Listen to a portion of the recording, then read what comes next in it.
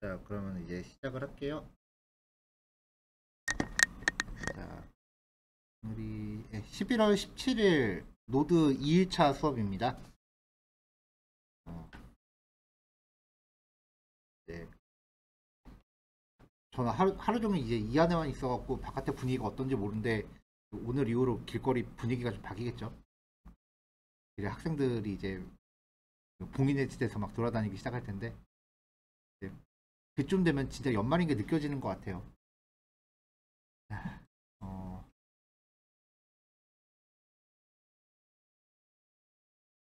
자, 지난 시간에 우리가 그 노드.js 전반적인 개요에 대해서 이야기를 하고요. 그다음에 그 노드에서 이제 소스 코드를 모듈화하는 방법 그거 위주로 좀 살펴봤었습니다. 오늘은요 이러한 기법들이 적용돼서 노드.js 안에 기본적으로 제공되는 기능들 그런 것들이 무엇인지를 좀 살펴볼 거예요. 그리고 보통은 3시간이면 사실 요 한 단원 하기도 좀 빠듯하긴 한데 혹시 몰라서 제가 그 다음 단원도 미리 배포를 해놨어요.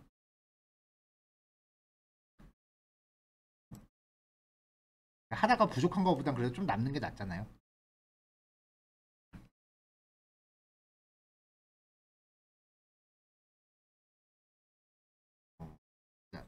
노드를 사용하게 되면요, 여러 가지 모듈들이 제공이 됩니다. 이게 우리가 흔히 사용하는 편의상 웹브라우저에서 가동되는 자바스크립트를 바닐라 스크립트라고 부를게요. 사실 바닐라 스크립트라는 게 말장난이잖아요. 요즘 그런 부분 많죠. 이제 자바스크립트로 사용되는 게 jQuery, 그다음에 리액트, 뷰, 뭐 이런 것들이 쭈쭈쭈 있고, 그다음에 이제 노드 계열에서 익스프레스, 뭐 이런 그다음에 넥스트.js 뭐 등등 뭐 이런 것들이 계속 발전을 하는데 어느 틈인가부터 이제 바닐라 JS라는 게 생기기 시작을 했다고요. 그래서 이제 바닐라 JS에 대해서 혹시 아시는 분들도 계시겠지만 잠깐 말씀을 드려보면은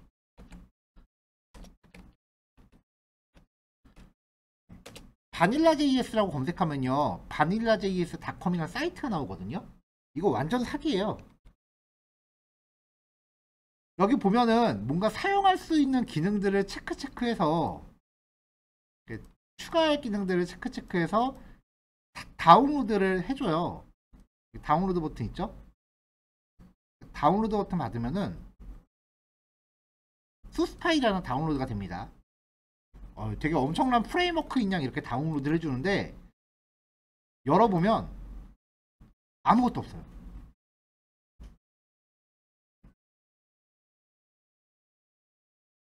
잘못 다운된 게 아니에요. 여기 체크하는데 보면 0바이트라고 돼 있죠, 용량이. 그러니까 바닐라 스크립트가 뭐냐면요. 프로그래밍이라고 하는 건 되게 복잡한 프레임워크를 거치면 거칠수록 처리 단계는 늘어날 수밖에 없어요. 그러니까 개발의 편의성은 높아질지언정 사실상 성능에는 더 떨어져요. 그러니까 복잡한 거 쓰지 말고 우리 자바스크립트 순정을 쓰자 라고 하는 게 바닐라 스크립트예요. 바닐라 JS라는 건 존재하는 게 아닙니다. 그냥 일종의 패러다임이에요. 프레임워크 같은 거 어려우니까 공부하지 말고 그냥 자바스크립트 순정 씁시다 하는 거예요. 네, 완전 사기죠.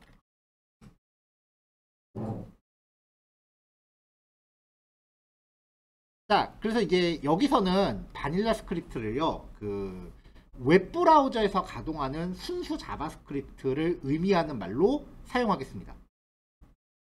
왜냐면 이제 백엔드에서 사용되는 스크립트랑 좀 구별을 해야 되니까요. 바닐라 스크립트를 사용하게 되면은 자바스크립트가 이제 웹브라우저 안에 탑재가 돼요. 이 웹브라우저를 거쳐서 우리가 HTML에서 코딩을 하는데 이 과정에서 이 자바스크립트 순정에 웹브라우저가 자바스크립트 안에 객체를 더 추가를 합니다. 그걸 통칭 돔이라고 해요. 브라우저 오브젝트 모델이라고 해서 웹브라우저 안에서만 통용되는 기능들을 넣어줘요.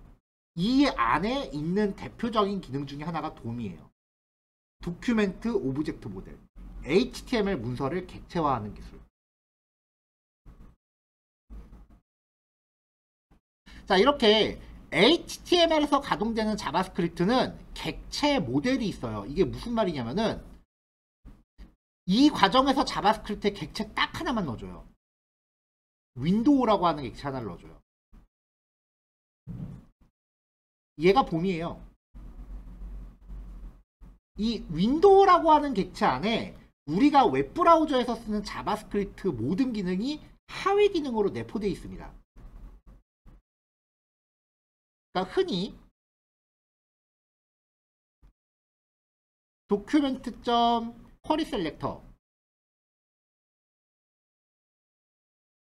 혹은 get elements by id 이런 기능들이요. 원래는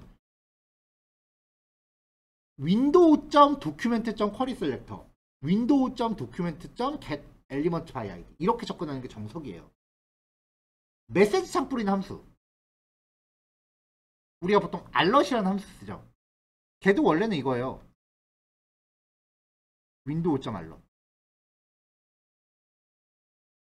그러니까 모든 기능이 윈도우라고 하는 객체 안에 내장되어 있는 상태로 이제 진행이 되고요. 이 윈도우는 그냥 존재하는 거기 때문에 쓰기만 하면 돼요. 우리가 따로 뭔가 객체를 생성하거나 그런 과정은 필요가 없어요. 그래서 브라우저에서 가동되는 자바스크립트는 그냥 단지 이 객체 하나, 완제품으로 구성된 객체 하나가 처음부터 들어있으니까 우리는 그냥 의심 안 하고 그냥 쓰면 되는데, 노드에서는 이렇게 객체가 당연하게 존재하는 게 아니라 내가 쓰고 싶은 기능을 선택적으로 활성화시켜야 돼요. 왜냐면 다 모듈 단위로 존재하거든요. 그래서 내가 어떤 기능을 쓰고 싶다면 그 기능을 끌어와서 활성화시키는 과정이 필요해요. 그래서 자바스크립트의 내장 객체와는 다른 개념이다 라고 표현을 한 겁니다.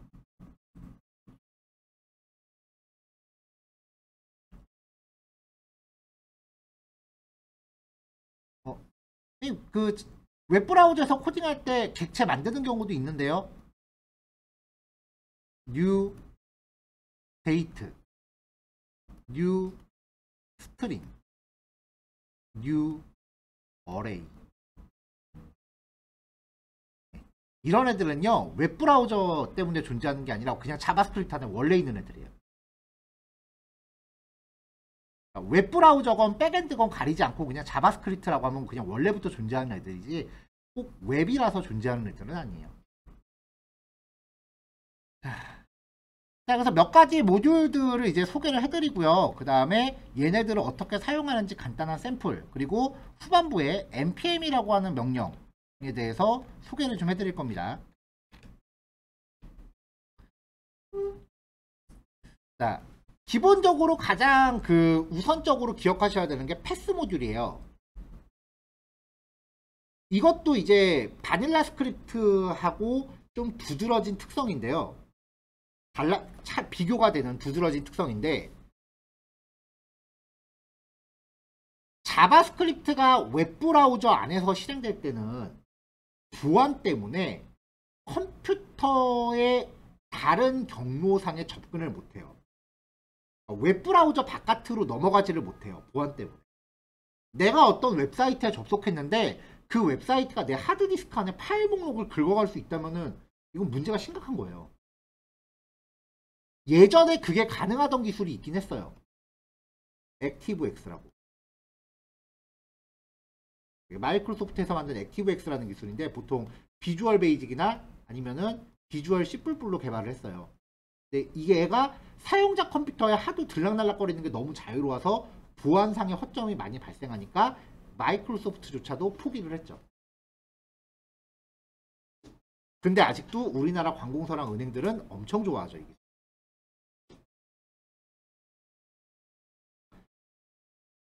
그러니까 이 액티브엑스를 지원하는 게 익스플로러인데, 익스플로러가 아마 제가 정확히 하는 게 맞으면은 내년 6월 달에는 강제적으로 전부 다 셧다운 될 겁니다. 익스플로러가요. 자, 어쨌건 그 웹브라우저에서 가동하는 자바스크립트는 이용자 컴퓨터 자원에 접근할 수가 없어요. 왜냐면 워낙 다양한 장비에서 동작을 하는 거기 때문에. 근데 우리가 만들고자 하는 백엔드는 특정 컴퓨터 한 대에서만 가동하는 거예요. 이용자들이 여기에 접속을 하는 거지 사용자들 컴퓨터 안에서 실행되는 건 아니라고요. 그래서 이 컴퓨터 안에 있는 모든 자원들에 자유롭게 접근이 가능합니다. CPU 정보 같은 것도 다 긁어올 수 있어요. 노드는 CPU 정보 같은 것도 긁어와야 돼요. 이게 여기 OS 모듈을 통해서 가져오는데, 그래서 이제 패스 모듈은요, 그래서 컴퓨터 안에 경로를 관리하는 기능이에요. 자, 자바스크립트 바닐라 스크립트 안에 로케이션이라는 객체가 URL을 관리하는 기능을 제공하는데, 이 노드의 패스 모듈은 컴퓨터 안에 경로를 관리합니다. 로케이션 객체는 봄에 존재하는 거예요. window.location.href 이런 식으로 쓰잖아요.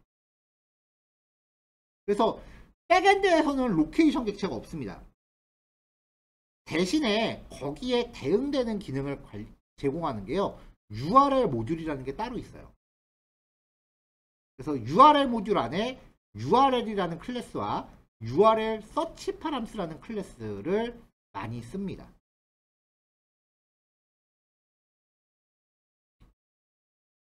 자, 그 다음에 이제 OS 모듈인데요. 운영체제의 기본 정보들을 조회해요. 예를 들면 현재 컴퓨터의 메모리 사용량을 모니터링 한다던가, CPU 정보들을 가져온다던가, 네트워크 정보를 가져온다던가, IP 주소, 포트 번호 뭐 이런 것들을 가져와요.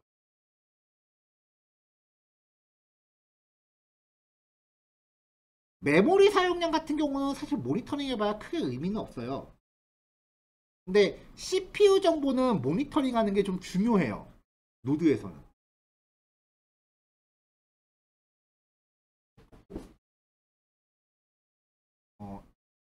노드.js의 큰 약점 중에 하나가 뭐냐면요, 컴퓨터 자원을 다 활용하지를 못합니다. 이게 무슨 말이냐면요, 우리가 보통 요즘 컴퓨터에서 장착되는 게 쿼드코어죠. 기본이요. 그러니까 옛날에는 중앙처리 장치 하나를 탑재했다면은 지금은 컴퓨터 칩 하나에 중앙처리 장치가 4개가 달려있는 거예요. 이렇게요. 근데 백엔드가 가동되는 서버 컴퓨터는 이런 거를 되게 많이 달아요. 8개, 16개, 32개 막 그렇게 달아요. 워낙 고사양을 써야 되니까. 근데 노드는 컴퓨터의 코어가 몇 개가 아니라 딱 하나밖에 못 써요. 그러니까 엄청 좋은 컴퓨터를 갖다 줘도 못 먹어요.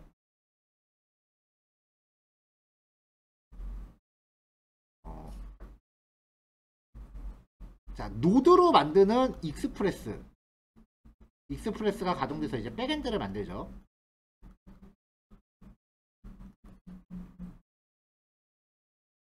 저도 편의상 설명할 때 이런 식으로 설명하긴 하는데, 이 익스프레스, 즉 우리가 만들고자 하는 백엔드 시스템하고 비교되는 대상이요,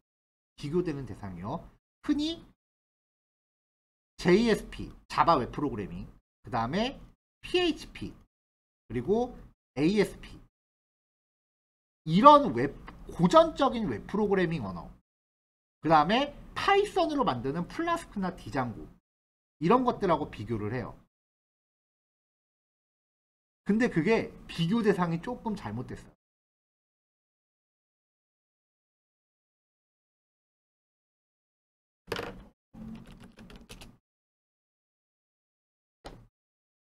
자, 지난 시간에 스크립트 언어가 뭔지 말씀을 드렸었죠. 해석기가 존재해야만 가동하는 언어. 고전적인 웹 프로그래밍 언어들은요.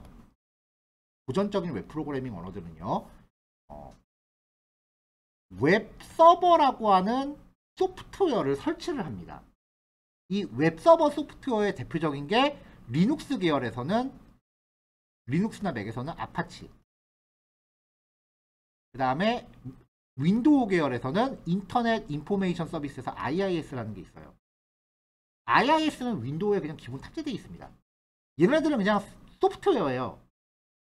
인터넷에서 다운받아서 그냥 까는 거예요. 이거를 얘네들을 내 컴퓨터 안에 설치를 하고 나면은 환경 설정에서 폴더 하나를 지정하게끔 돼 있어요.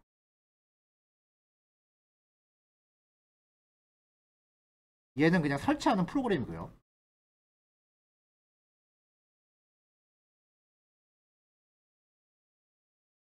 그러면 이 폴더 안에 우리가 HTML, 자바스크립트, CSS, 이미지, PNG라고 할게요. 이런 파일들을 집어넣습니다.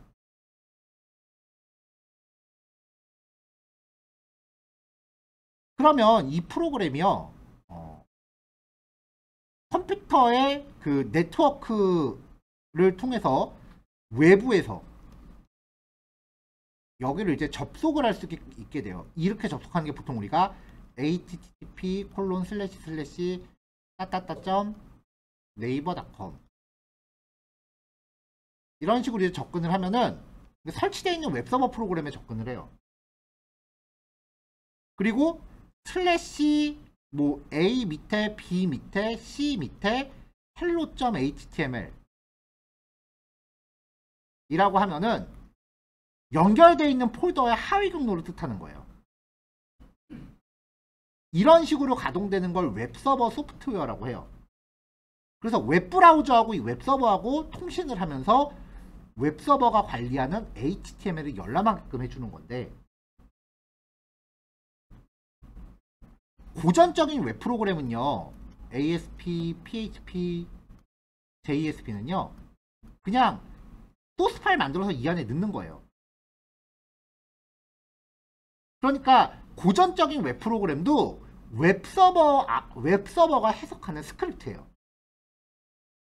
그러니까 웹브라우저에 접속을 받는다던가 뭐 이런 웹적인 기능, 브라우저하고 통신을 한다는 그 기본 기능은 이미 얘가 다 제공을 합니다. 그냥 깔기만 하면 돼요.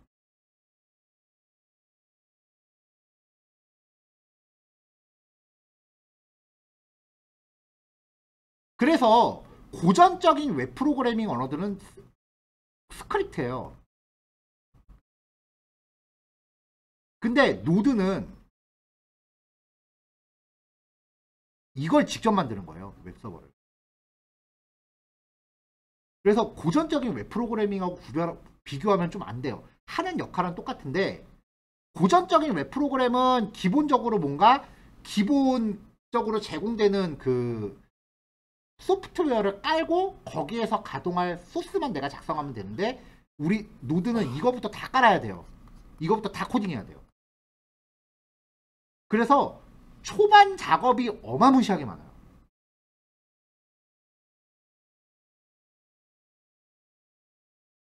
내가 JSP라면 이거는 다운받아서 그냥 깔기만 하면 되는 건데, 그거를 한 일주일 내내 코딩하고 있어야 돼요.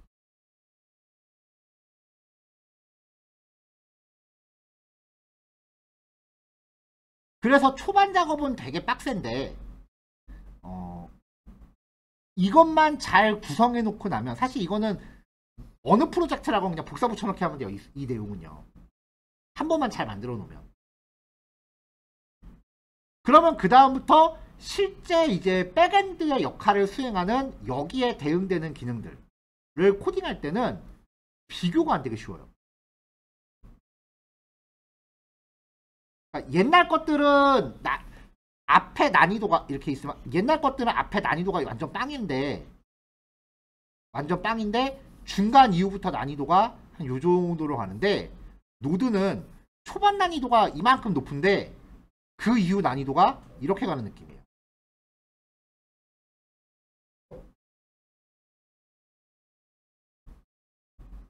뭐가 더 장단점이 있는지 잘 모르겠는데요. 그래서 이거를 직접 만들어야 되기 때문에 노드가 진입장벽이 높은 건 사실이에요. 그렇잖아요. 다른 거는 그냥 프로그램 깔면 끝나는 건데 우리는 그 원리를 다 공부해야 되기 때문에. 그래서 노드.js 수업하다 보면은 옛날 웹 프로그래밍 수업하면서는 잘 언급 안 하던 뭐 네트워크 기본 원리나 이런 것도 다 얘기하게 돼요.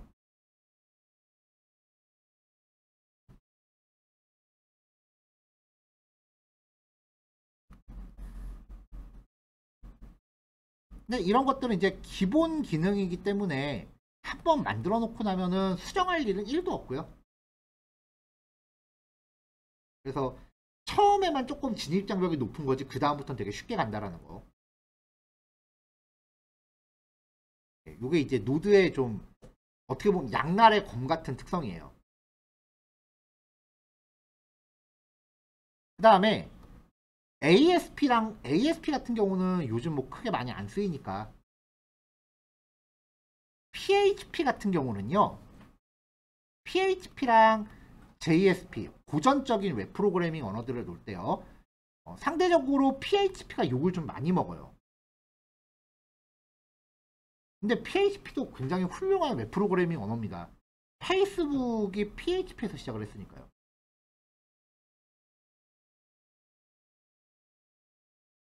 PHP는요. 코드 자유도가 높아요.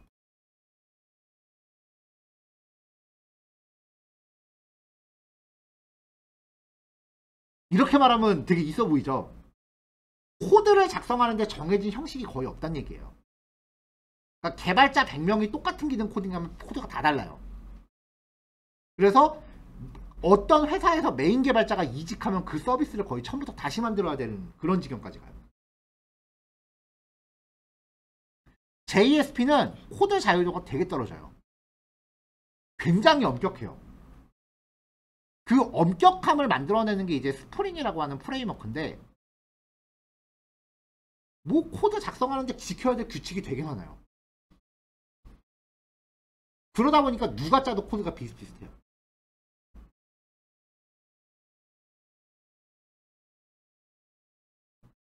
노드는요. 얘랑 비슷해요. 이게 되게 웃긴 게 PHP 코드 자유도가 높을 때는 그렇게 욕하던 애들이 노드.js 코드 자유도 높은 건 되게 칭찬해요. 근데 결국은 노드.js도 누가 만들던 간에 소스 코드가 각자 다른 모습으로 나와요. 비슷하질 않아요. 그래서 앞으로 소개해드리는 소스 코드는요. 순전히 제 개인 스타일이에요. 실제로 그냥 제가 노드로 업무할 때 쓰는 개발 스타일을 그대로 그냥 정리해서 소개해드리는 거라서 여러분들이 필드에서 접목하실 때는 만약에 사수가 계시다면 그분 스타일을 맞추시는 게 맞을 거예요. 그래서 아마 여러분들 사수가 제시하는 그 기본 골격을 좀 더 잘 이해할 수 있는 토대가 되어 드릴 뿐이지 물론 처음 도입하시는 거면 어느 정도 참고하셔야 되고요. 혹시 나중에 더 좋게 개선하시면 저도 좀 주세요. 진짜로 쓰는 코드입니다. 이게 아무래도 재직자 수업을 하다 보면요. 학원 강사라고 하는 위치가 사실 기본기만 맨날 주구장창 돌리잖아요.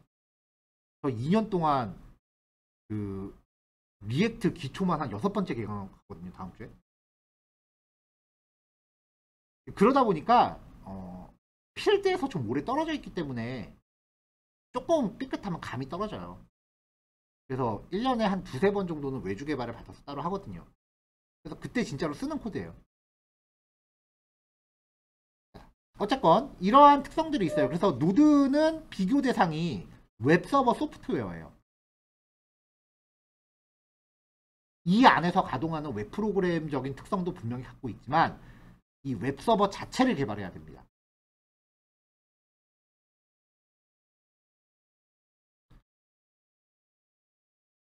자, 다시 얘기로 돌아와서요. 이런 그 프로그램을 이제 가동을 하는 건데 아까 말했었던 그 고전적인 웹서버들은 내가 그냥 실행 파일 하나만 딱딱딱 더블 클릭하면은요 알아서 이 CPU의 코어 개수를 파악해서 여기에 프로그램을 하나씩 이렇게 띄워요. 그래서 동시에 프로그램이 여러 개가 돌아요. 고전적인 웹서버들은. 그래야 접속자를 많이 커버할 수 있으니까. 백지장도 맞들면 나잖아요. 나는 분명히 프로그램을 하나만 가동했는데 프로그램이 자가 증식을 해갖고 막 여러 개를 동시에 실행을 해요. 근데 노드는 그게 안 돼요. 딱 여기 하나만 쓰기 때문에. 그래서 초창기 노드는요, CPU 개수를 알아와서 이거를 반복문 돌리면서 스스로를 자가 복제하는 코드를 넣어줬어야 돼요.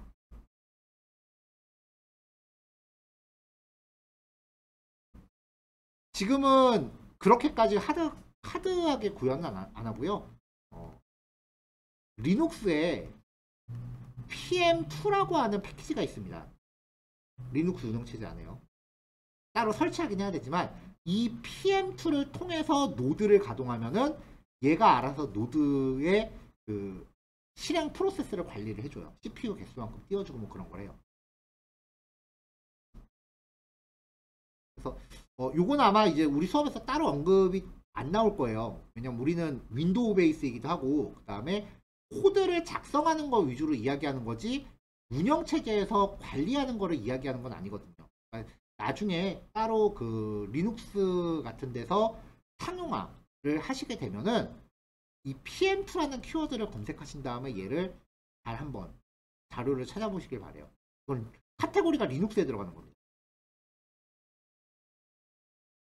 별로 안 어려워요. 그냥 리눅스에 그 프로그램 하나 깔고 명령어만 PM2라고 날리면은 얘가 알아서 노드 관리해준다면 그 얘기예요. 뭐 OS 모듈에 대한 이야기 하면서 잠깐 옆으로 샜습니다. 자, 그럼 이제 코드 볼게요.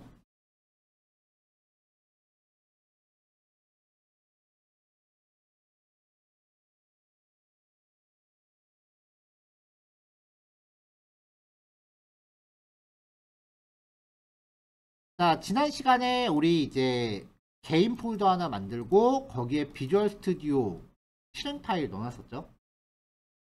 네, 바탕화면에 있는 거 실행하시면은 취업반 애들하고 환경이 공유가 되니까 조금 이제 번잡스러울 수 있기 때문에 여기에서 따로 관리하시는 걸로 그렇게 이야기를 했었고요. 네, 저는 여기다가 오늘 실습 파일 폴더를 그냥 넣어놓고 시작을 할게요.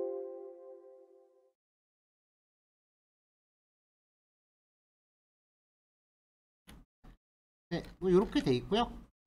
실행 결과 먼저 확인을 하면 이렇게 쭉 나옵니다. 자, 첫 번째 이야기입니다.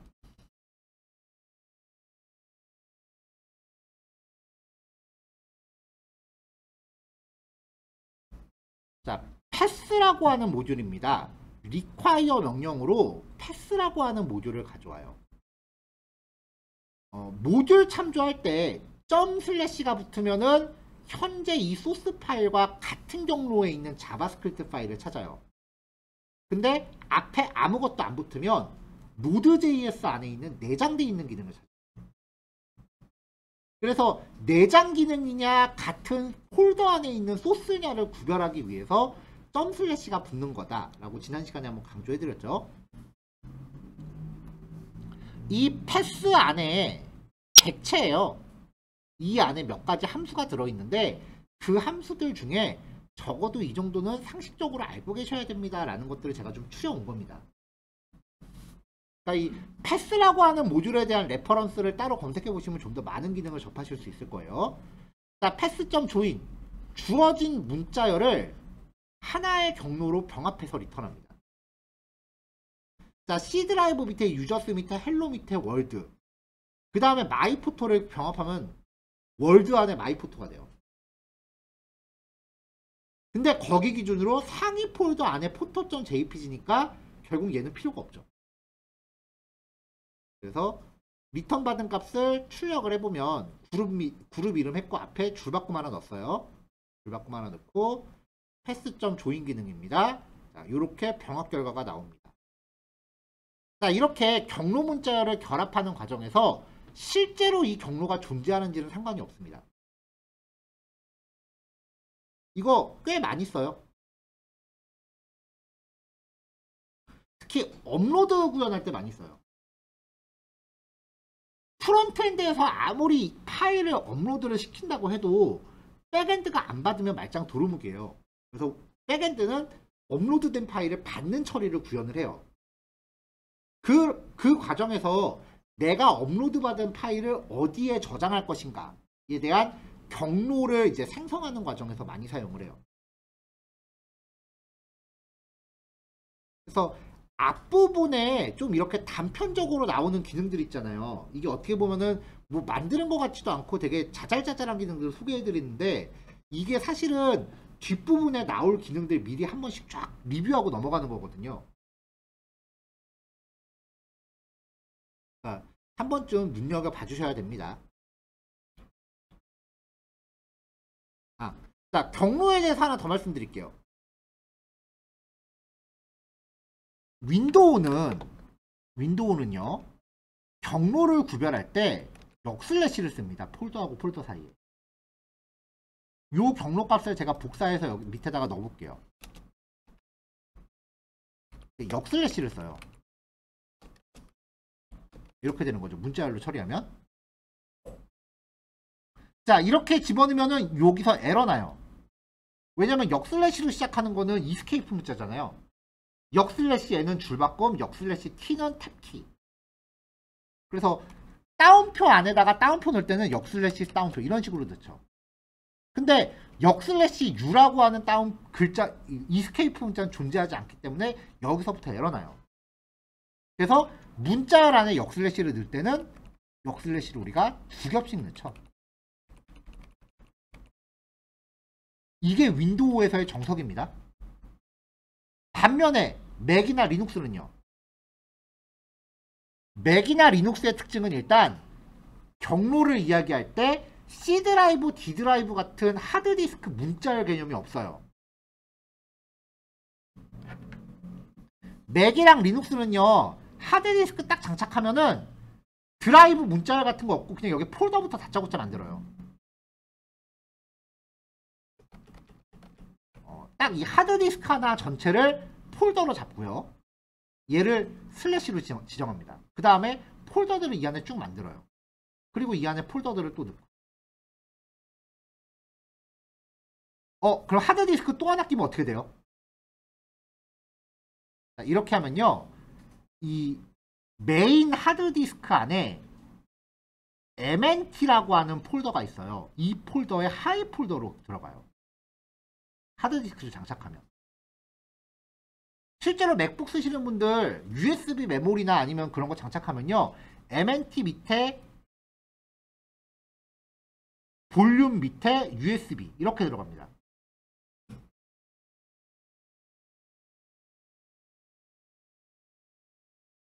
그래서 맥은 슬래시 유저스 밑에 계정 이름 슬래시 어디 밑에 어디 밑에 이렇게 갑니다.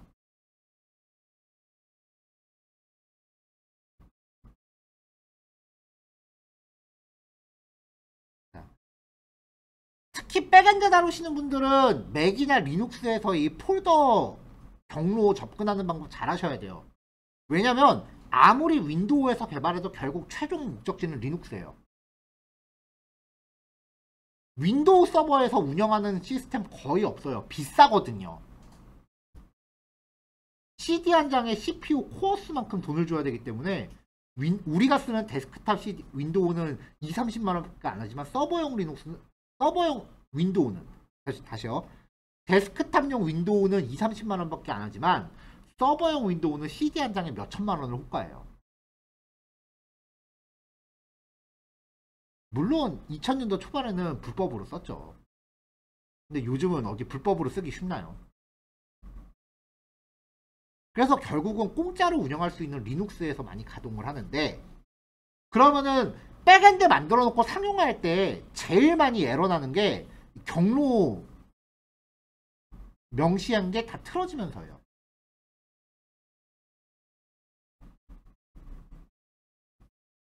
자, 그래서 보통 이렇게 경로 값들은 웬만해서는 환경 설정 파일에 다 명시를 해요.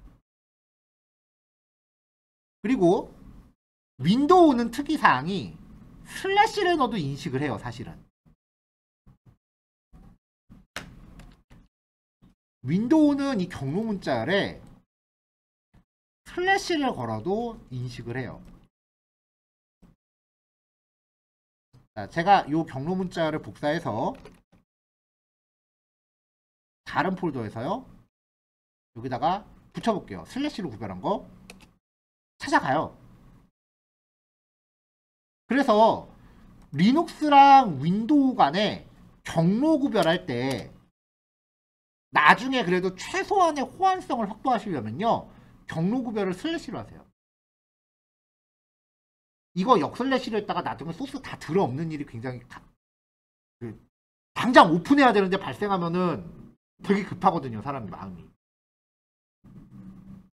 더군다나 오픈 작업은 주로 새벽에 하기 때문에 왜 가끔 웹사이트들 보면 새벽에 서버 시스템 점검 중이나 걸고 있죠.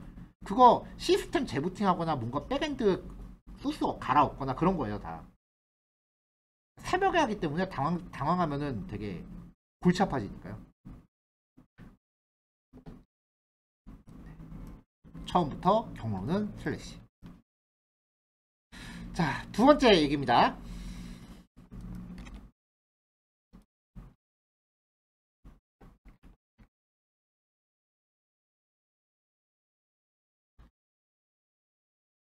자, 두 번째 기능은요. 완전한 경로 값을 갖는 문자열이 있을 때 pass.dir name이라고 하는 함수는 여기 마지막 앞 파일에 바로 전 폴더까지 경로를 주고요. pass.base name은 파일 이름을 주고요. pass.ext name은 확장자를 반환합니다. 네, 이것도 많이 써요. 경로 분할할 때.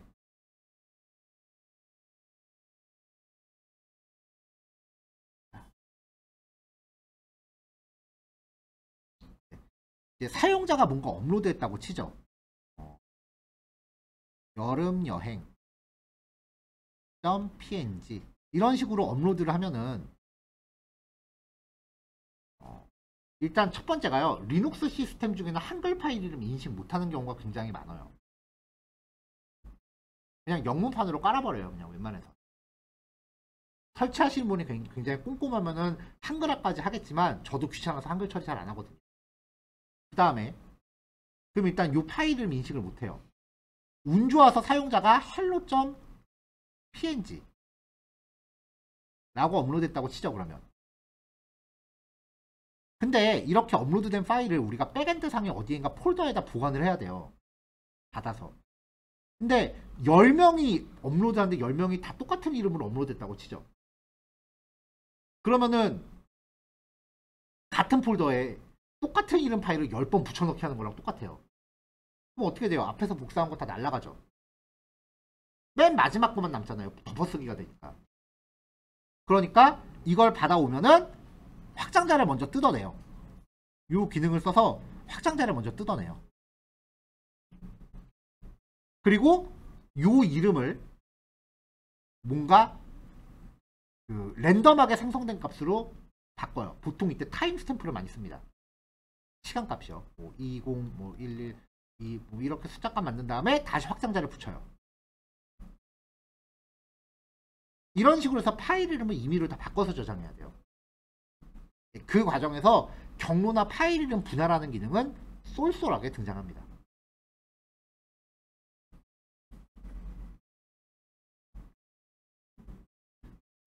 자, 이렇게 이제 경로 값을 함수로 리턴 받는 기능도 존재한데요. 그냥 한 번에 파싱해서 객체로 반환받는 경우도 있습니다. 자, pass.parse 한 다음에 경로 문자열을 주면은요. parse라고 하는 객체가 떨어집니다. 먼저 출력해 봤어요. 한꺼번에 떨어지는 제이슨 객체예요. 그럼 pass.root, pass.dir, pass.base, pass.ext, pass.name 해서 분할이 다 되죠. 이렇게 해서 경로 값을 다채롭게 분할해서 사용할 수도 있습니다. 함수 형태를 쓰던지 아니면 이렇게 분할된 형태를 쓰던지 이거는 여러분들 편의적으로 고르시면 되는데요. 다른 건 다 똑같은데 parse를 통해서 한꺼번에 분할할 때는 이름만 추출하는 게 가능해요. 근데 아까 함수 형태로 가져왔을 때는 이름만 추출하는 건 없어요. 파일 이름, 확장자를 포함한 이름과 확장자만 이렇게 구별되는데 그 parse 기능을 쓸 때는 앞부분 이름만 따로 뽑는 기능이 추가가 됩니다.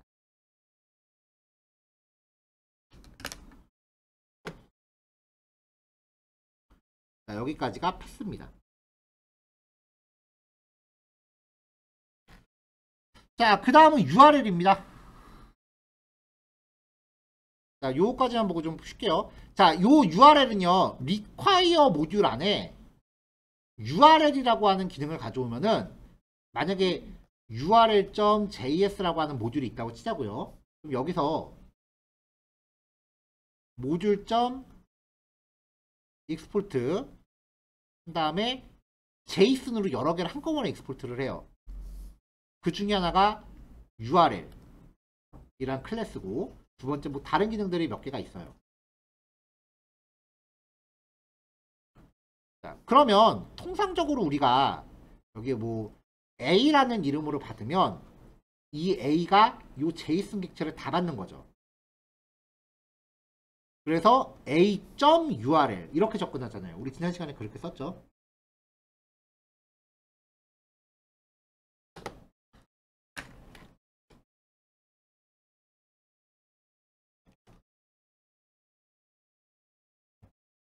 지난 시간 코드를 잠깐 보면은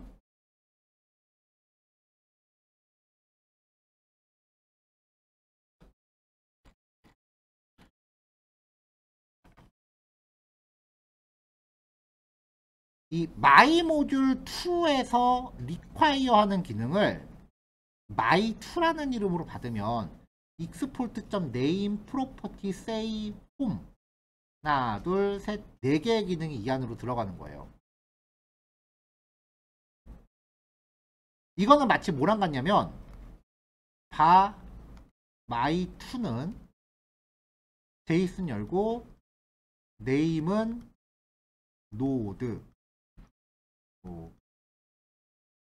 프로퍼티는 뭐 이런 식으로 JSON을 때려박는 것과 마찬가지입니다.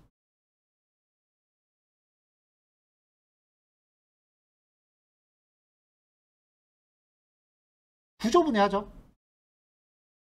A는 JSON이 있다고 칠게요. A, 100 얘는 뭐 F라고 하죠. F B, 200 하면은 우리는 F.A, F.B 이렇게 접근하죠. 근데 구조분해하면 바 A, B는 F 이렇게 박으면 A라는 변수가 100이 되고 B라는 변수가 200이 되죠. 로컬 변수 만드는 거죠.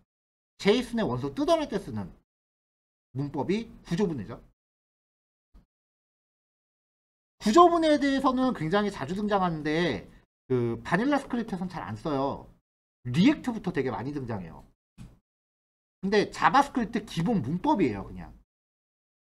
구조분해는 배열에 대한 것과 그 제이슨에 대한 게 있습니다. 일단은 제이슨의 기본은 좀 전에 보여드린 그거예요. 제이슨의 키값을 변수로 선언하는 거예요. 자, require URL 이 안에서 제공하는 기능 중에 URL이라는 클래스 하나만 뽑아낸 겁니다. 안 그러면은 여기에 이제 내가 뭐 변수 이름을 그냥 K라고 정하면 K.url 그렇게 접근해야 되고 그 기타 등등 내가 쓰지도 않는 기능이 이 안에 막 딸려 들어갈 거예요. 이렇게 한두 가지 기능만 추출할 때는 중괄호 열어서 이 안에 있는 기능 이름을 직접적으로 명시하면은 걔만 골라서 뽑아올 수 있어요. 자, 이 URL은요 클래스입니다. 파라미터로 실제 웹페이지 URL을 이렇게 전달하면 이 URL을요 각종 성분을 분해합니다. 자, 이렇게 만들어진 로케이션은요 그 바닐라 스크립트에서 쓰는 로케이션 객체랑 똑같습니다. 자, location.href 전체 URL 다 가져오고요. 프로토콜 통신 방식, 호스트 서버 이름, 호스트 네임 서버 이름에서 포트를 제외한 값. 포트는 그냥 포트 번호만. 오리진은 여기 앞에부터 여기까지. 패스네임은 뒷부분에 여기 더 물음표 전까지. 서치는 물음표를 포함해서 샵 전까지. 요거를 특히 쿼리 스트링이라고 부르죠. 쿼리 스트링은 다음 교시 첫 번째 예제로 좀 더 디테일하게 설명을 드릴 거예요. 서치 파람스는 여기에 저장되어 있는 요 내용을 키하고 밸류 형태로 쪼갠 겁니다. A 콜론 123, B 콜론 456 이런 식으로. 해쉬는 마지막에 나타나는 이 샵입니다. 근데 이 해쉬 값은 사실 특정 HTML 태그의 ID 값과 매칭이 되죠. 그래서 링크할 때 샵 어디라고 하면 스크롤이 거기까지 딱 가잖아요. 그래서 A에 href 하면서 그냥 샵만 주면은 뒷부분에 ID 값이 없기 때문에 스크롤이 맨 위로 올라가는 거예요. 이렇게 해서 URL에 있는 각종 성분을 뜯어낼 수 있습니다.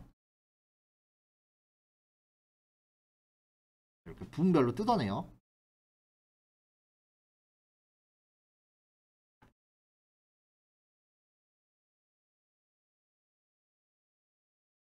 자, 이렇게 뜯어내게 되면은 이제 어떻게 가동을 되냐면, 사실 포트번호 같은 경우는 별로 쓸 일은 없고요.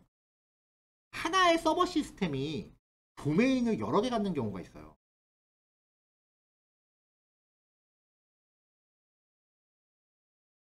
막 서비스 오픈하면서 도메인 선정한다고 도메인 이것저것 막 구매해갖고 한꺼번에 다 때려박는 경우가 있어요. 근데 그럴 때 이 도메인이 달라지면은 나중에 우리가 뒤에서 배우겠지만 세션이나 쿠키 같은 어떤 이용자를 식별하는 값들이 다 구별이 안 돼요.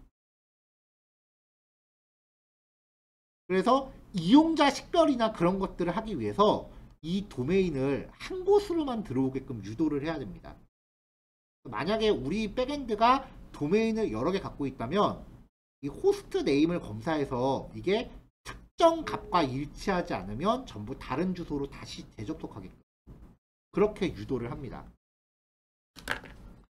자, 도메인을 지정할 때는 이 앞에 따따따가 없는 경우와 따따따가 있는 경우를 다른 주소로 인식하거든요.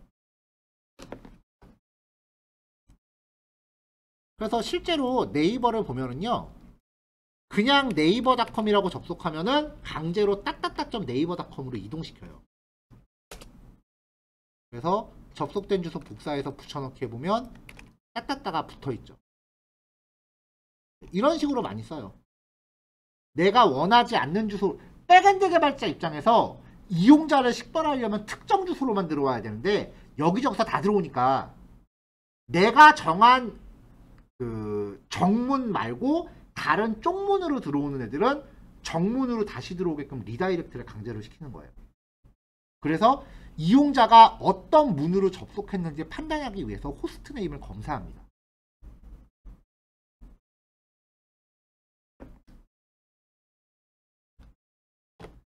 자, 1교시 여기까지 할게요. 근데 뭐 이것도 사실 실습을 굳이 해보실, 사실 오늘 예제까지는 실습에 대한 이슈가 크게 높진 않아요.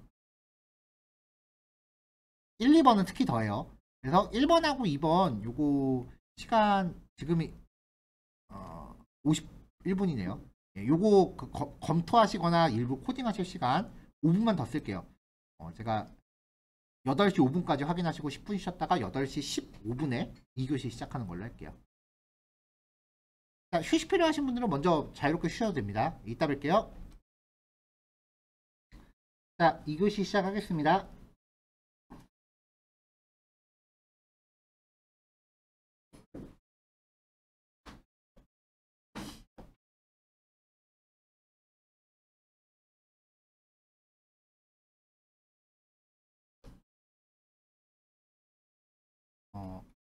URL이 있을 때 URL에서 파일 이름 뒤에 물음표가 등장한다면 그 물음표 뒷부분은 변수예요, 다.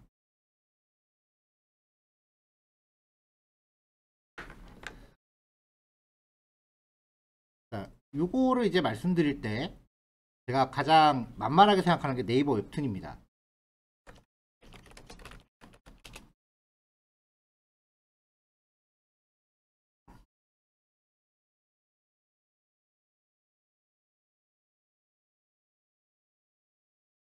자, 월요 웹툰,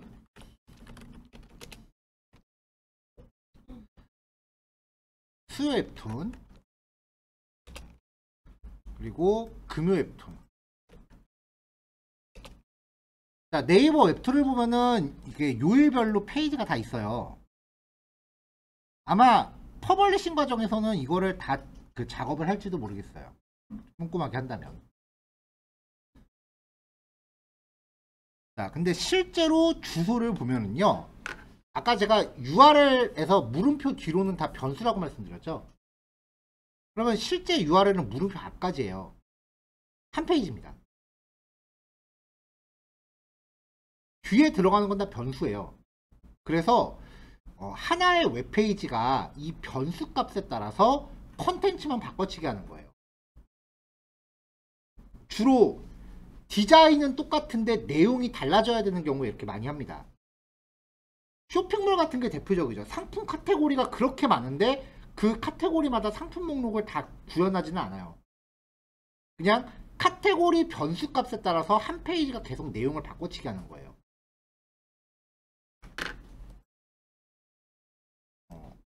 잠깐 샘플을 좀 확인해 볼까요?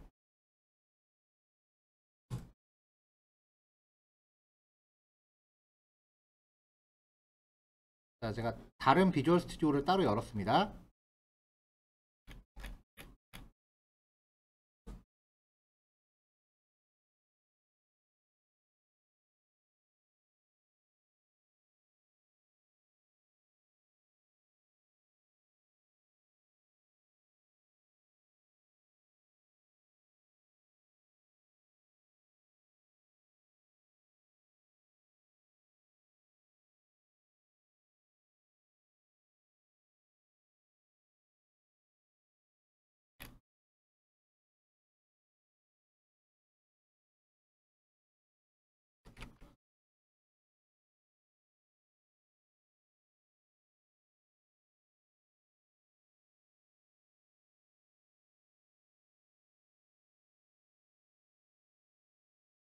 월요 웹툰, 화요 웹툰, 수요 웹툰. 예제라서 3개만 만들어 놨는데요. 이런 식으로 페이지가 존재한다라고 하면은 HTML인데 링크 건 걸 보면은요, 하나의 HTML에 물음표하고서 변수값만 바꿔치기 한 거예요. 그럼 이걸 어떻게 구현하느냐?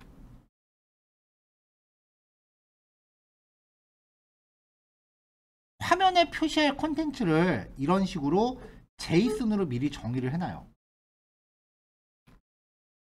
그래서 URL에 포함되는 변수 값에 따라서 내가 가져올 변수를 선택적으로 가져오는, if문으로 골라 가져오는 거죠. 이 변수들을 if문으로 골라서 가져와요.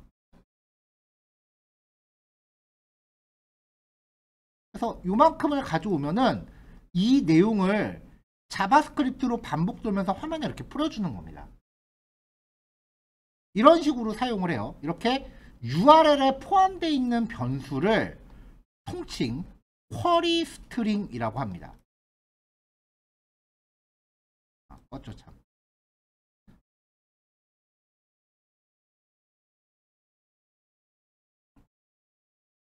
원래 쿼리 스트링은요, 프론트엔드가 백엔드한테 어떤 변수 값을 보낼 때 쓰는 대표적 기법인데요. 프론트엔드에서도 사용할 수 있기 때문에 이제 아까 제가 조금 전에 URL 저런 식으로 예제를 만들어서 바닐라 스크립트 시간에 쓰고 있는 거고요. 원래는 프론트엔드가 백엔드한테 보내는 변수예요.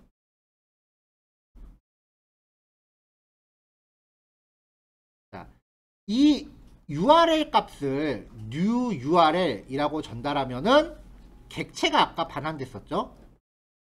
앞에 이제 보면은 얘를 이제 여기다 이렇게 딱 생성자 파라미터로 주고 나면 객체가 만들어지는데 이 객체 안에 이러한 프로퍼티들이 존재하는 거죠.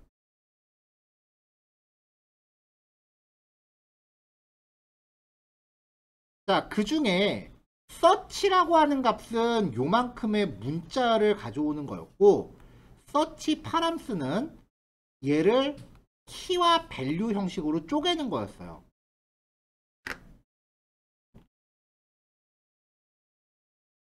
자, 그래서 search는 이렇게 물음표부터 문자열로 가져오는 거고, search params는 키하고 밸류 형식으로 이렇게 쪼개는데, 이게 제이슨이 아니고요. URL search params라는 클래스의 객체입니다. 이 클래스는 자바스크립트 내장 클래스이기도 하고요. URL 패키지에 포함되어 있기도 합니다. search params가 URL search params의 객체예요.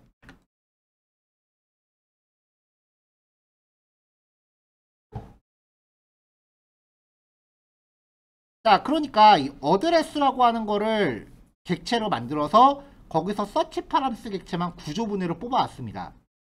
추역하면은 얘가 이제 키와 밸류 형식으로 나눠져 있는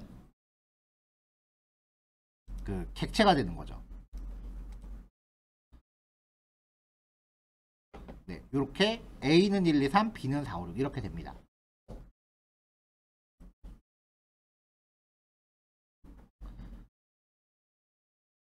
자, 앞에는 콘솔.디버그예요.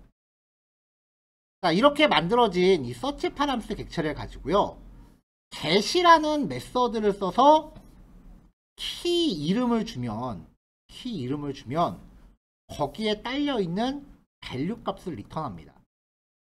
이렇게 해서 URL에 있는 변수를 추출할 수 있어요.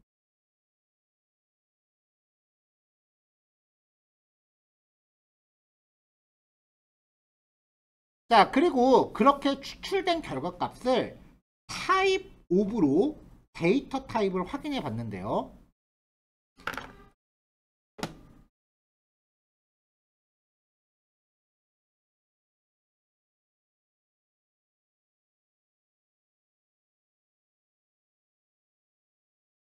데이터 타입이 전부 스트링으로 나오죠. 문자열입니다.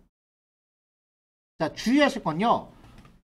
백엔드 입장에서 프론트한테 전달받는 모든 변수는 무조건 스트링입니다. 필요하다면 숫자로 형변환을 직접 하셔야 됩니다. 팔스 인트라던가 팔스 플루트 넘버 함수 이런 것들 쓰셔서 직접 숫자로 바꿔서 쓰셔야 돼요.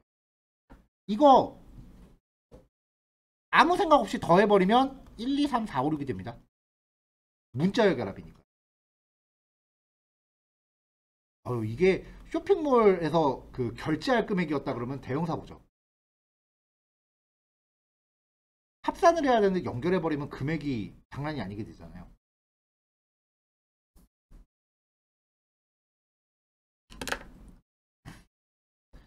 자, 이 get이라고 하는 메서드로 값을 추출하는 게 번거로우시면 object.from entries라고 하는 함수, 이 오브젝트 클래스는 오브젝트라고 하는 이 클래스는 자바스크립트 최상위 객체예요. 그냥 자바스크립트 안에 원래 있는 애고요. MDN 사이트에서 from entries에 대한 설명을 검색하면 딱 한 줄 나오는데요. 키와 밸류 형태를 갖는 객체로 변환합니다. 딱 그렇게 한 줄 써 있어요. search params한테 메서드를 통해서 값을 반환받아야 되는데 이거를 object.from entries한테 전달하면요. 이렇게 제이슨으로 바꿔줘요. 그럼 쓰기가 좀 더 편하겠죠? params.a, params.b 그렇게 쓰면 되니까요. 자, new URL search params, 네, 요거를 통해서 변수를 이렇게 제이슨 객체로 준비하면서 요 클래스한테 주면은 쿼리 스트링 형태로 결합을 해주기도 합니다. 이렇게요. 이 과정에서 원래 URL에 한글은 죽었다 해도 못 들어갑니다. 한글을 사용하려면은 이렇게 인코딩을 다 해줘야 되는데 인코딩 절차가 자동으로 수행됩니다. 원래 한글 데이터 인코딩 하려면은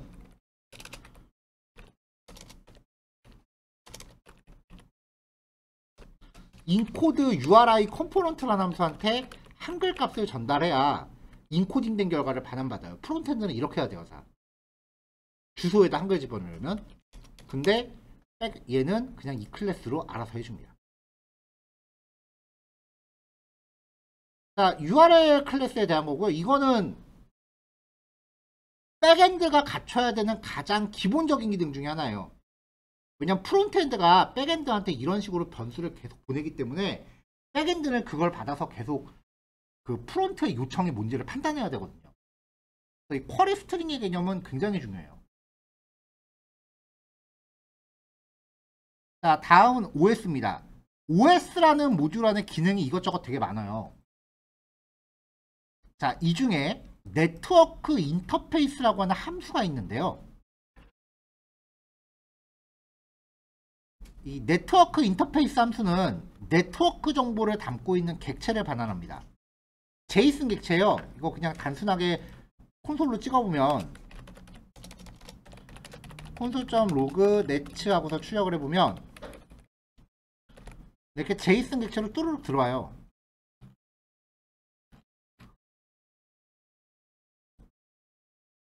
자, 네트워크 정보예요.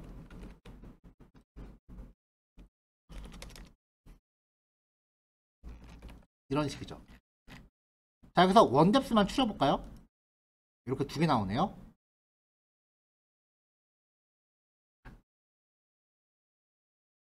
자, 요 정보가 지금 넷인데 자바스크립트 반복문 중에 포인은 제이슨 객체에 대한 반복이죠. 그때 이 HTR에 들어오는 거는 제이슨의 키값입니다. 제이슨의 키값입니다.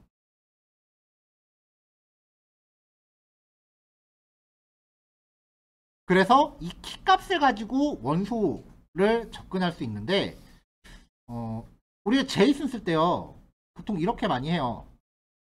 다 뭐 K는 대괄호 열고 A는 1, B는 2 이렇게 많이 접근하죠. 그럼 값을 뽑아올 때는 K.A, K.B 이렇게 쓰잖아요. 근데 이것도 가능하죠. K의 A, K의 B 이렇게 쓰는 것도 가능합니다. 평소에 어떤 거 더 많이 쓰세요? 저는 이걸 더 많이 써요. 왜 그러냐면요. 자, 콘스트 키는 A라고 저장했을 때 왼쪽 방법으로 K.키라고는 접근이 안 돼요. 그렇게 하면 여기서 진짜 키라는 이름의 값을 찾으려고 들겠죠. 근데 오른쪽 거는 K에 키라고 넣으면은 A구나 하니까 얘를 가져와요.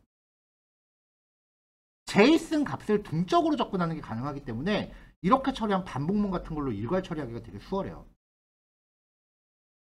저는 평소에 이걸 더 많이 써요. 언제 이거 하나하나 다 코딩해요. 그냥 쫙 돌려버리고 말지. 제 코드에 이거 쓰는 경우가 되게 많이 나오는데요. 그래서 포2는 제이슨의 키값을 가져와요.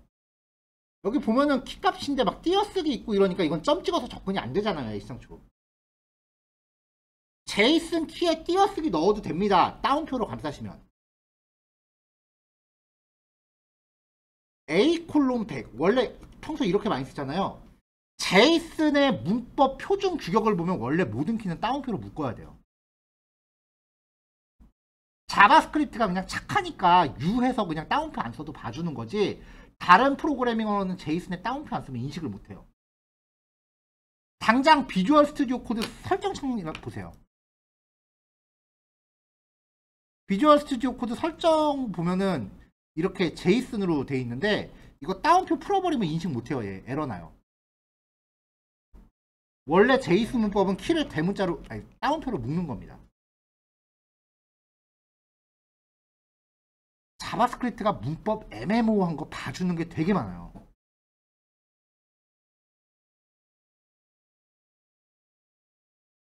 자, 그 중에 이렇게 띄어쓰기가 있거나 그러면 무조건 따옴표로 감싸셔야 되고요. 그러면 이제 접근할 수 있는 방법이 이거밖에 없죠. 제이슨 객체가 A라고 치면 A에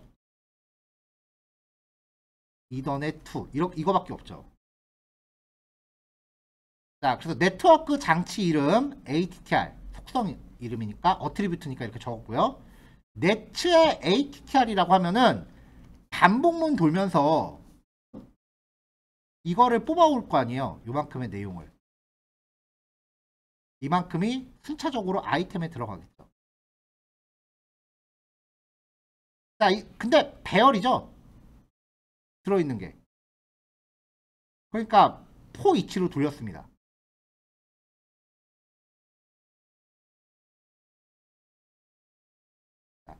포 이치는 배열을 탐색하죠.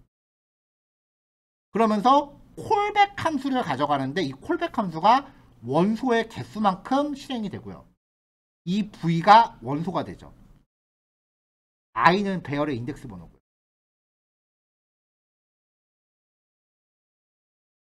여기에 저장되어 있는 정보 중에 몇 가지 정보가 있는데 이 중에 좀 유용한 거 어드레스, 서브넷 마스크, 패밀리 그 프로토콜 종류 이런 것들을 이제 출력을 한 겁니다.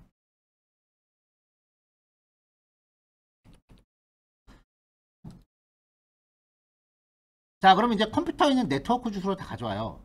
백엔드 가동하다 보면은 현재 시스템의 IP 주소를 판단해야 될 경우가 많아요. 왜냐면은 접속자가 많으면 중접자가 많아지면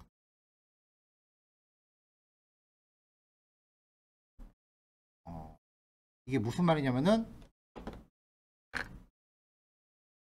백엔드 개발은 네트워크 트래픽에 대해서도 민감해야 되는데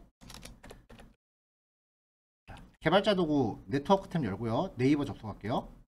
그러면은 네이버 페이지에 접근하기 위해서 다운로드 받는 리소스들이 쭉 이렇게 뜨잖아요. 그래서 이거 해서 가끔 이렇게 까보기도 합니다.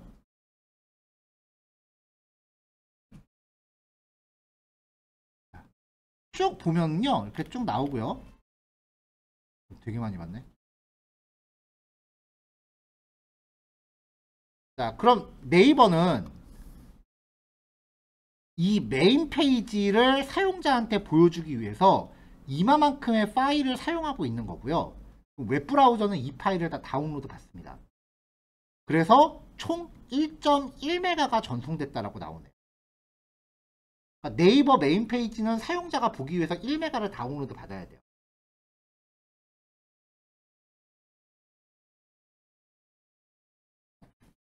자, 네이버가 가동되는 백엔드.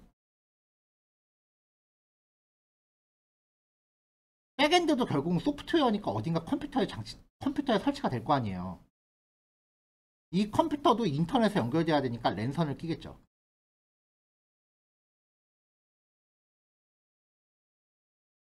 우리가 보통 랜선에 그 몇 메가짜리라고 속도 얘기할 때 그런 얘기 하죠.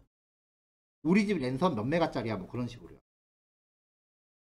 요즘 가정용은 대역폭이 500메가 1기가 뭐 그렇더라고요.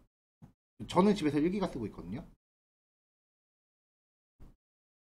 그래서 1기가짜리 그 대역폭을 사용할 때 한 달 사용료가 뭐 3만원에서 4만원 사이 뭐 그 정도 해요. 근데 이런 서버 시스템에 들어가는 랜선하고 일반 가정용하고 랜선의 차이는요. 왜 그런 얘기 들어보셨어요? 고정 IP 그 다음에 유동 IP. 원래 유동 IP는 존재하지 않는 용어고요. DHCP라고 부릅니다. 고정 IP는 공인 IP라고 부릅니다.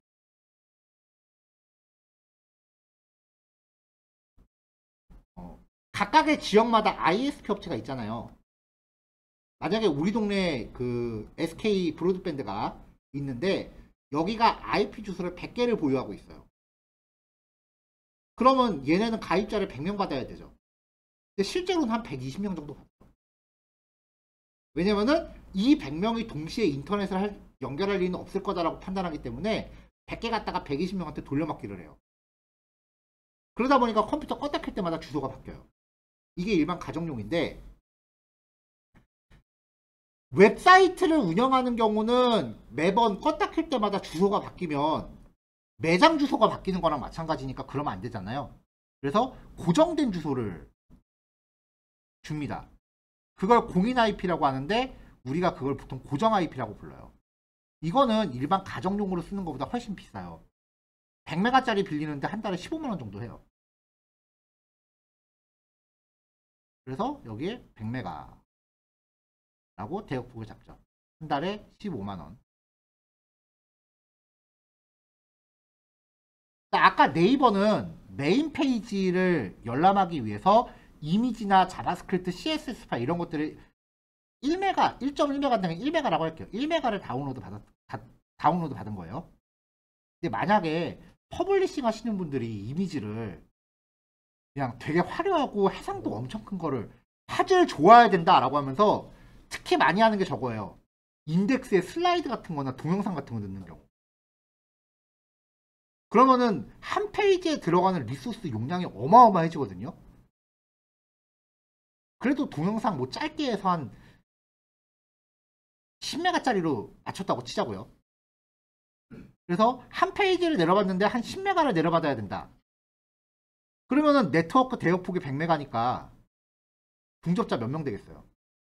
10명이 고작이에요. 근데 사이트가 대박나서 동접자가 10,000명이 들어오네요? 그럼 랜선 1000개 꽂아야 돼요. 자, 한 달에 랜선 하나당 운영비 15만원인데 100, 1000만, 15만원인데 공 3개 더 붙습니다. 10, 100, 1000만, 10만, 100만, 1000만 퍼블리셔 때문에 운영비 1억 5천으로 뜁니다. 진짜 그래요. 그래서 백엔드 개발자들은요, 이렇게 자원이 들어오면은 이거를 프로그램 내부적으로 축소된 복사판을 만들게끔 해요. 그걸 보통 우리가 썸네일이라고 하죠. 그리고 동영상 백그라운드는 웬만하면 직접 하지 마시고 유튜브 백그라운드 갖다 쓰세요. 그래야 대역폭 줄입니다. 그렇게 해도 네이버가 줄이고 줄여서 1메가였어요. 근데 중접자가 1000명이 들어온다라고 하면 랜선 결국 10개 꽂아야 돼요. 그러면 컴퓨터 하나가 IP 주소를 여러 개 가져가요. 그래서 어떤 네트워크 장치를 통해서 접근했는지를 가끔 판단을 해야 될 때가 있습니다. 그래서 장치의 네트워크 주소를 알아내는 코드를 사용을 한 건데요. 우리가 통상적으로 IPv6는 잘 안 쓰니까 얘는 걸러내야 되고요. IPv4 중에 127.0.0.1이라고 하는 주소는 모든 컴퓨터가 자기 자신을 가리키는 주소이기 때문에 이 주소는 외부에 공개되지가 않습니다. 그래서 IPv4 중에 127.0.0.1이 아닌 것만 추려내면은 그게 그 백엔드 시스템에 실제 접근 가능한 주소가 됩니다.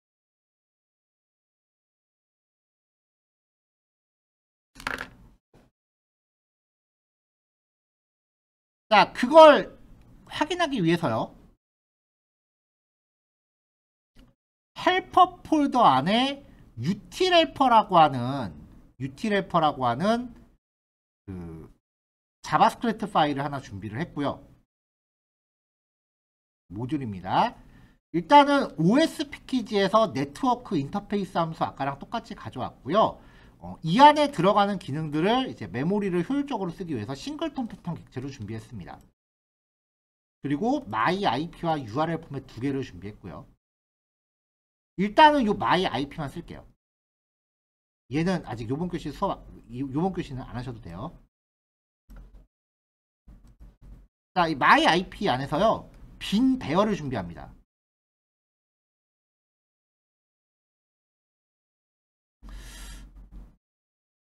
지금 보니까 이 코드도 고칠 수 있겠네요.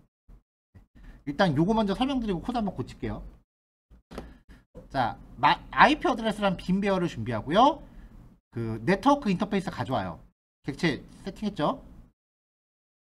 자, 반복 돌아서 거기서 아이템을 뽑습니다.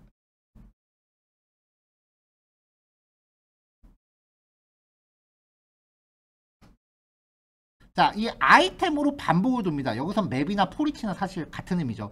자, 반복 돌면서 이 V에 패밀리가 IPv4 이거나, 근데 여기서 보면은 5어 조건으로 2번 검사했잖아요.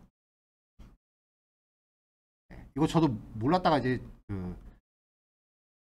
한 2달 전인가 파악한 건데, 윈도우는 값이 IPv4라고 문자열로 와요. 근데 맥이랑 리눅스는 그냥 4라고 숫자로 와요. 두 군데에서 다 돌리려면 이렇게 5어로 묶어야 돼요, 조건을.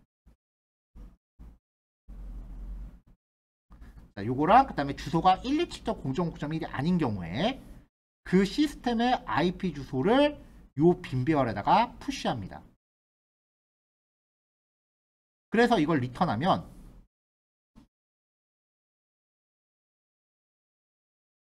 자, 여기서 5번 예제 넘어갑니다.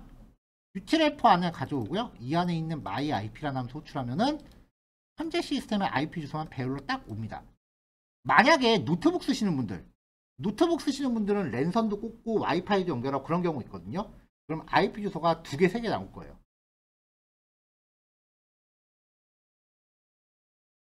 자, 요 기능 실제로 그 백엔드 만들 때 쓸 거니까요. 오늘부터 헬퍼라고 하는 폴더 안에 소스들이 점점 누적될 거예요. 얘네들을 모아서 나중에 백엔드 할 때 쓸 재료를 지금 구성하는 과정이니까요. 다른 애들은 몰라도 헬퍼 폴더 안에 있는 애들은 완성을 좀 해주세요. 자, 네, 이 코드는 지금 보니까 좀 그냥 좀 올드한 스타일로 만든 거라서 요거는 교환에 있는 거니까요. 이 코드는 좀 제가 한번 개선을 좀 해볼게요.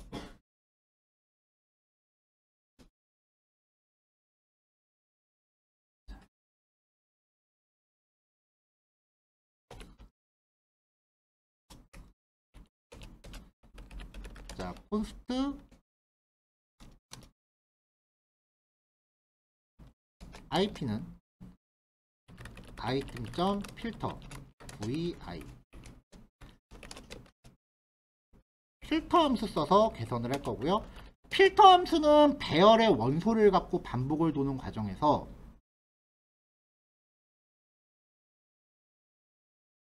잠시만요. 여기서 어드레스만 뽑아야 되는구나. 콘스트 addr은 item.map vi를 갖고 반복을 돌면서 여기서 v.address만 반복됩니다. 이렇게 해서 addr을 출력을 해보면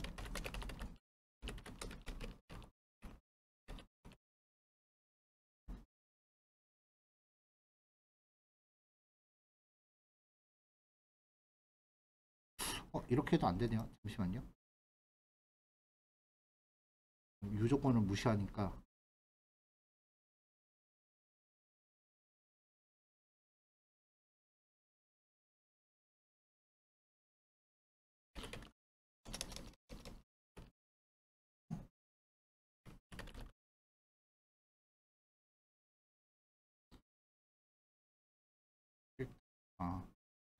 일단 요것만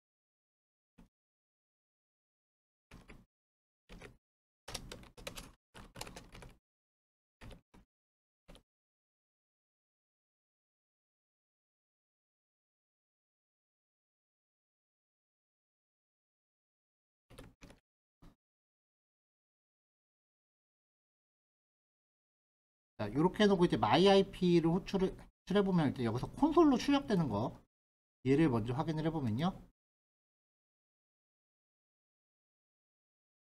자, 전체 네트워크 정보 중에 요거 하나만 지금 출하된 거예요. 이게 뭐냐면은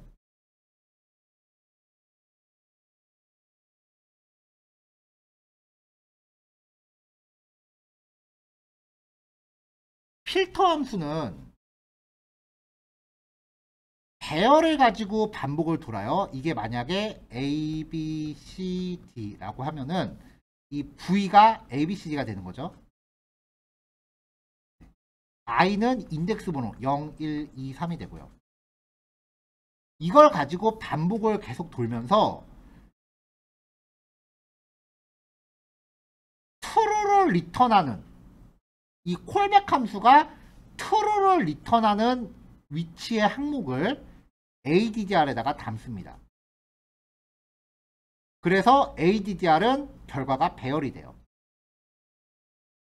배열에서 특정 원소를 골라내고 싶을 특정 조건을 충족하는 애들만 골라내고 싶을 때 쓰는 건데, 내가 골라낼 값을 주는 게 아니라 true, false, 불린을 리턴하는 거예요. 그래서 만약에 이 조건이 참이면 그 참인 조건의 V를 ADDR에다가 담고 이 ADDR이 배열이 되는 거죠. 근데 얘가 전체적으로 어떻게 보면 그 저거잖아요. 제이슨이 있고 여기에 A가 있을 때 배열, 또 B가 있을 때 배열. 전체적으로 지금 이 제이슨에 대해서 반복 돌면서 이거는 요 안에 요 하나에 대해서만 처리하는 거잖아요. 요 하나를 처리해서 여기다 때려박고 또 요걸 처리해서 여기다 때려박고 이러니까 결국은 여기에서 이렇게 걸러낸 애들을 여기다 병합을 해야 되거든요. 그래서 이렇게 나온 애들을 IP 어드레스.concat ADDR 이걸 리턴을 안 받아도 되는지는 좀 확인을 해봐야겠네요. 리턴을 받아야 되는구나.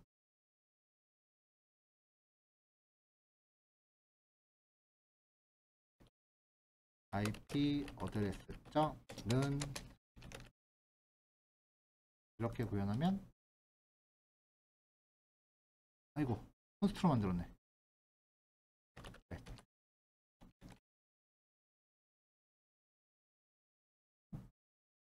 아 죄송합니다.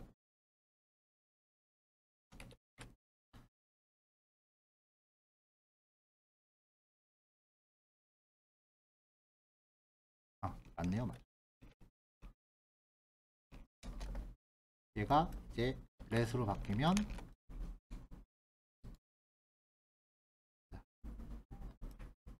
이게 배열이 이 안에 다 병합이 될 거고,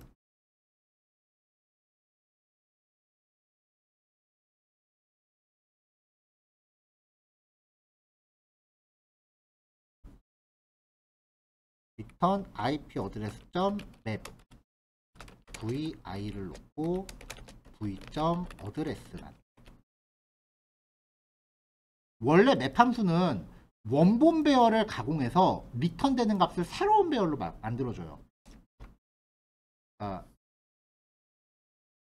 k가 1, 2, 3일 때 k.map v랑 i가 있고 여기서 v 플러스 1을 리턴하면 이거를 s에다 담으면 s는 2, 3, 4가 돼요.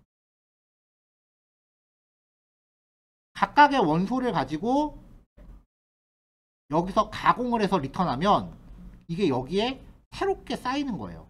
또 얘를 가지고 가공해서 리턴하고 얘를 갖고 가공해서 리턴하고. 그러니까 배열을 가공하고자 할 때 쓰는 원본 배열을 가공한 결과를 리턴 받고자 쓰는 게 맵 함수예요. 포 위치는 단순 탐색이고요.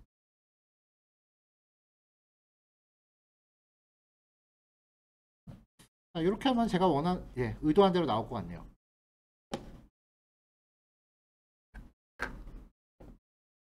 자, 그래서 이제 이렇게 구현을 하면 좀 더 모던한 스타일의 코드가 됩니다.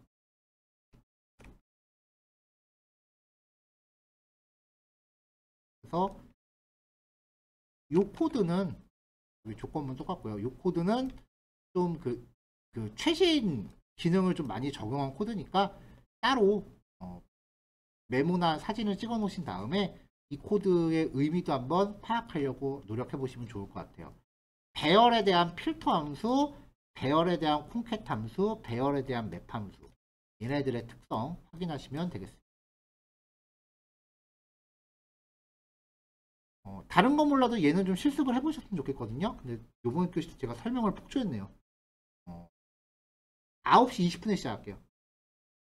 남은 예제 하나밖에 안 남았으니까요. 자, 넘어갈게요. 결과는 다 확인되셨나요?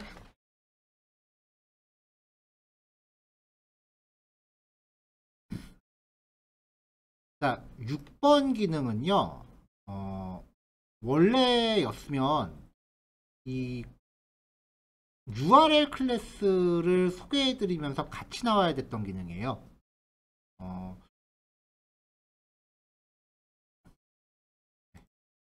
그 프론트엔드가 백엔드한테 접근할 때 이렇게 URL 형태로 접근을 하면은 백엔드는 먼저 이 URL을 분해해서 얘가 올바른 대문으로 들어왔느냐, 그리고 어떤 내용을 나한테 요청했느냐, 그걸 요청하기 위해서 나한테 조건값을 무엇을 줬느냐, 이런 것들을 판단을 합니다. 또한 백엔드는 프론트한테 반대로요, 자기가 업로드 받은 이미지를 이제 프론트엔드를 통해서 디스플레이를 해야 되잖아요. 그러니까 프론트엔드가 표시하고자 하는 이미지에 URL 같은 것도 조합해서 내려줘요. 혹은 프론트엔드한테 네가 다음번에 요청해야 될 데이터는 여기 가서 받아라 라고 또 다른 URL을 조합해서 주기도 해요. 그러니까 이 URL이라고 하는 패키지 안에는 URL을 분해하는 기능도 있지만 각종 성분을 조합해서 하나의 URL로 병합해주는 기능도 원래 있었어요. 그래서 이 밑에 예제가 더 있었는데 그 노드 18 버전부터 갑자기 그 기능이 없어지더라고요. 근데 되게 자주 쓰거든요, 그거. 여태까지 잘 쓰고 있던 걸 갑자기 얘네가 없애버리니까 한번 스택 오버플로우에 막 질문 올라오고 난리가 났었어요. 이게 한 3개월 전 정도 됐어요. 그래서 스택 오버플로우를 막 뒤져서 그거를 대체할 수 있는 기능을 누가 정규 표현식 써서 간단하게 만들어 놨길래 그거를 냈다 뺏겨왔습니다. 어쩔 수가 없죠. 저도 지금 당장 써야 되니까. 원리는요, new URL 이라고 해서 객체를 만들면 이제 이 URL 클래스가 원래 URL 포맷이라는 함수를 갖고 있었는데 그게 없어져서 만든 거예요.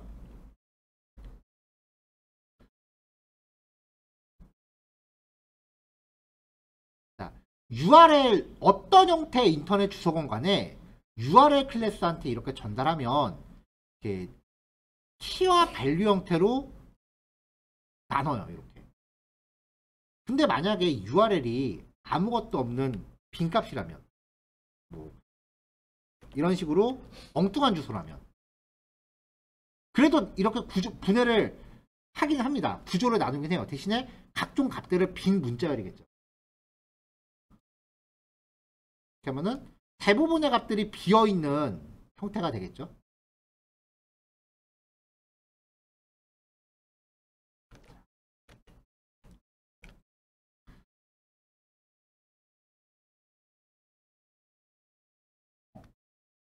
자, 그래서 이걸 가지고요. 이렇게 먼저 객체 형태로 만들어요.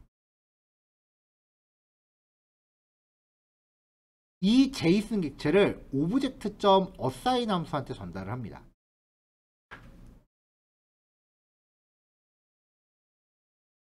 object.assign 함수를 주면서 첫 번째 파라미터는 이 JSON이죠. 두 번째 파라미터로 전달되는 이 URL 오브젝트를 여기 두 번째 파라미터로 전달했는데 그 object.assign은 두 개의 JSON 객체를 병합하는 기능을 해요. 그러니까 A는 뭐 X는 100, Y는 200 이렇게 때리고 B는 Y는 300, Z는 400 이렇게 줬을 때 object.assign 하고서 A, B를 주면은 결과가 X는 100, Y는 200이라고 넣는데 뒤에서 한번 덮어 씌워요. 그래서 Y는 300, Z는 400 이렇게 병합을 해줘요. 그러니까 일단 아무 값이나 URL로 만들어 놓은 거예요. 이렇게 빈 껍데기로 만들어 놓고 내가 조합하고 싶은 정보를 제이슨으로 주면서 이 키에 맞춰서 주면은, 이 제이슨 키에 맞춰서 주면은 내가 준 값으로 이 객체화를 덮어 씌울 거 아니에요. 그거를 문자열로 병합을 하면은 값들만 쭉 하나의 URL 형태로 나눠 묶어서 반환을 해요. 자, 이렇게 함수를 만들어 놓고 테스트를 해야죠. 자, 헬퍼 안에 util 헬퍼를 가져오고 그 안에 URL 포맷만 가져옵니다. URL 헬퍼한테요, 내가 묻고 싶은 주소를 이렇게 속성 값들을 세팅해서 전달합니다. 이때 리턴되는 이 제이슨, 리턴이 아니라 파라미터로 입력되는 제이슨 키값은 2단원에서 사용한 요 항목들이에요. 요 항목들 중에 조합하기를 원하시는 것들만 세팅해서 주시면 돼요. 그러면 첫 번째 항목은 이렇게 병합이 되는 거죠.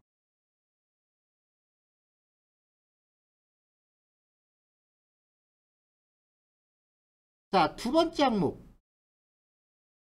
프로토콜 호스트 패스 네임 이렇게 줘도 어차피 호스트 네임과 호스트는 같은 역할이니까 이것도, 아이고, 위에 거 임포트 하는 부분도, 자, 실행하실 때요, 마침 나온 김에 제가 여기만 드래그해서 실행했는데 에러가 났단 말이에요. 이게 왜 에러가 났냐면은 이 지금 우리가 비주얼 스튜디오에 코드 러너라는 애를 깔아가지고 이제 실행을 하고 있는데, 얘가 드래그해서 부분 실행을 시키면은 이마만큼의 소스만 별도의 파일에다가 복사 붙여넣기 해서 실행을 시켜요. 그래서 여기 보시면 이렇게 임시 파일을 만들어서 실행을 한 거예요. 에러 메시지 나온 거 보면은 이렇게 임시 파일을 만들어서 제가 드래그한 내용만 복붙한 다음에 얘를 실행시키거든요. 자, 그러면은 코드를 드래그해서 실행하면 결국은 이렇게 된다는 거죠. 그럼 이 URL 포맷 함수를 임포트하는 부분도 같이 없어진 거잖아요. 그러니까 URL 포맷이 정의되지 않았다라고 하면서 에러가 납니다. 부분 실행을 하시고자 할 때는 그 기능을 임포트하는 부분까지 같이 드래그를 해야 돼요. 그래서 저는 종종 중간 부분 코드를 임시로 이렇게 지워버리고 여기만 이렇게 실행하고 끝나면 컨트롤 Z 눌러서 다시 원상 복구하고요. 그런 식으로 구성을 합니다. 자, http://example.com에 :8080/sunpass. 자, 호스트는 호스트 이름과 포트 번호가 같이 병합된 형태고요. 그 다음에 호스트 네임과 포트를 따로 설정해도 결과는 동일하죠. 출력 결과는 제가 밑에다 적어놨어요.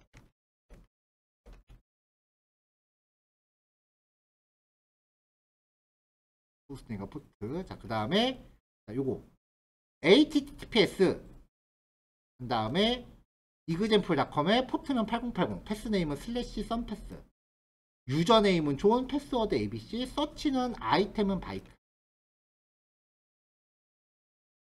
자, 이렇게 하면 유저네임과 패스워드는 URL을 구성하는데 없는 정보이기 때문에 여기 실제 URL에 이제 뒷부분에 들어가진 않고요. 인터넷 주소에서 웬만한 웹사이트는 잘 안 쓰기는 해요. 자, 유저네임과 패스워드는요, 마치 이메일 주소 구성하듯이 이렇게 들어갑니다. 존:abc. 일반적인 웹사이트 만들 땐 이건 잘 안 써. 이메일 주소는 이렇게 이메일 주소는 패스워드는 명시 안 하고 유저네임만 명시하는 케이스죠.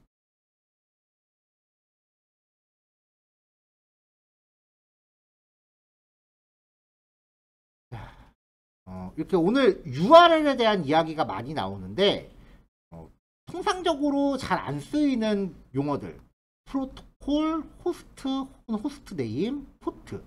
패스라는 거는 HTML 파일 경로 생각하시면 되니까 이건 뭐 익숙하실 텐데, 그리고 이 서치라고 하는 부분은 오늘 개념을 확실히 잡으셨으면 좋겠어요.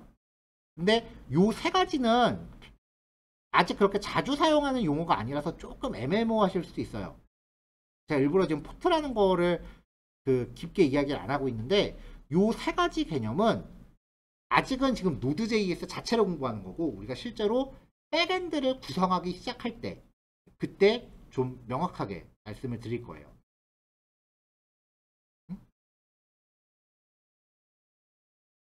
그냥 오늘 시간이 조금 남았는데 그냥 오늘 얘기할게요.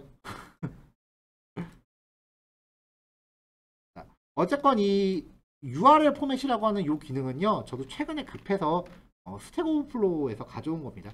제가 직접 만든 코드는 아니기 때문에.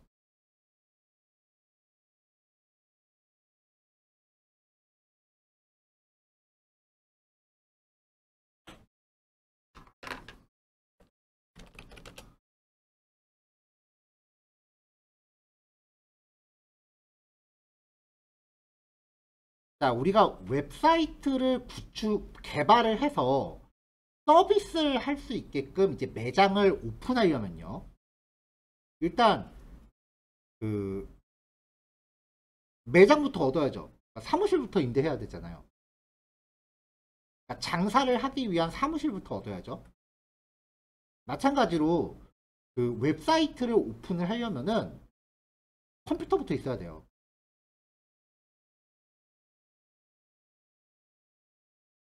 근데 이 컴퓨터는 24시간 풀가동을 해야 돼요. 그리고 성능이 굉장히 높아야 돼요.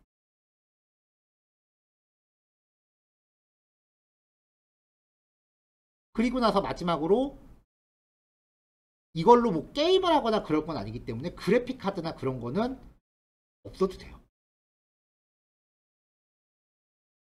그래서 저런 목적으로 구축되는 컴퓨터를 흔히 서버 컴퓨터라고 합니다.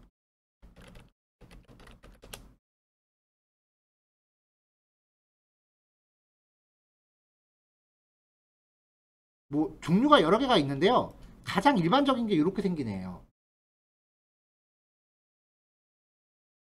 이게 요 뒷부분 요 부피가 요 깊이하고 넓이가요. 제 몸뚱아리보다 커요. 두께는 이게 하드디스크 하나가 이렇게 들어가는 정도 사이즈라서 두께는 한 사람 한 뼘 정도 되는데 이 사이즈가 제 몸보다 커요. 그럼 뒤에 CPU 엄청 많이 들어있고 램 카드도 엄청 들어있고 일단 키면은 소음이 어마무시해요. 옆에다 두고 일을 못해요.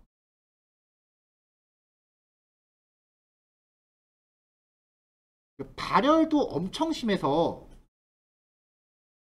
얘를 사람 옆에서 리얼타임으로 놓고 작업은 못하기 때문에 얘를 가동시키려면은 또 발열을 죽이려면 또 에어컨도 엄청 빵빵하게 켜야 돼요. 그래서 이런 애들만 입주하는 컴퓨터들의 아파트가 있어요. 이런 데를 IDC라고 해요. 영화 같은 데 보면은 되게 좋은 데는 이렇게 나와요. 버튼 딱 누르면은 키보드하고 모니터가 슥슥 나옵니다. 이거 어마어마하게 비싼 컴퓨터나 이런 거고요. 실상은 쇼핑카트 같은 거에다가 모니터랑 키보드 이렇게 탑재시켜서 들들들 끌고 간 다음에 아무 데나 선 꽂고 작업해요.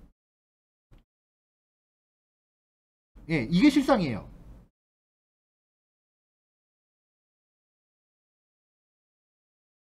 이것도 그림 되게 미화되긴 했네요.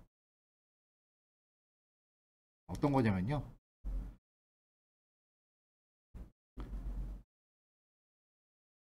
여기에 그림이 있나?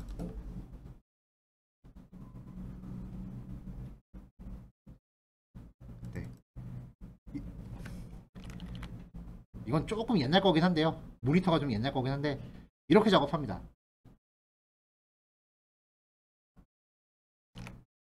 이렇게 작업합니다. 이게 목동에 있는 KT 센터였고요. 여름이어갖고 아무 생각 없이 아무 생각 없이 반팔 입고 갔다가 엄청 후회했어요. 냉방이 장난이 아니라서 안에가 추워요. 여름에도. 자, 어쨌건 엄청 비싸고 좋은 컴퓨터를 쓴다. 이거 다 하드디스크예요. 네이버에 가입되어 있는 모든 회원들이 자기 프로필 사진만 올려도 용량 어마어마할 거 아니에요. 자, 그래서 서버 컴퓨터 겁나 비싸고 좋은 컴퓨터. 제가 봤던 장비 중에 제일 비싼 게 60억이 넘는 장비가 있어요. 그 KT 고객 데이터 저장하는 시스템이 그 사람 키보다 큰 컴퓨터 4대를 병렬로 연결해서 쓰는 거였는데 재부팅만 4시간 넘게 걸려요. 비싸고 좋은 컴퓨터. 자, 근데 얘도 결국은 컴퓨터기 때문에 여기에 윈도우 같은 운영체제는 깔아야 됩니다. 근데 이런 거를 운영하기 위한 서버용 운영체제가 따로 있어요. 대표적인 게 리눅스예요. 윈도우도 윈도우 서버라고 하는 게 있기는 한데 잘 안 써요. 일단 걔네는 가격이 깡패라서 어쨌건 운영체제를 깝니다.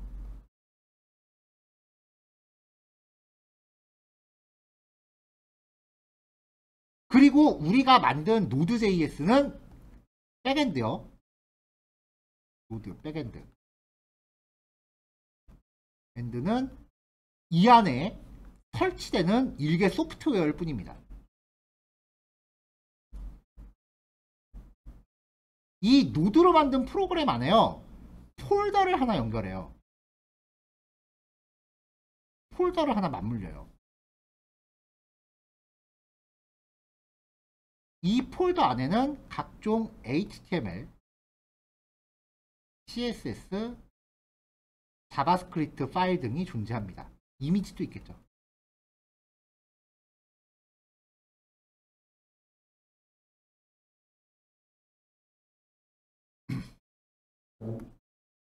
자, 그러면 얘도 인터넷은 돼야 되잖아요. 그러니까 랜선을 꽂는다고요. 랜선을 꽂아요. 랜선을 이렇게 쭉 외부에서 이렇게 랜선이 들어오면 여기 딱 하고 장착이 돼요. 그럼 이제 외부에서 웹 브라우저라는 프로그램을 통해서 이 랜선을 타고 접속을 하겠죠. 이걸 접속하기 위해서 우리는 보통 http://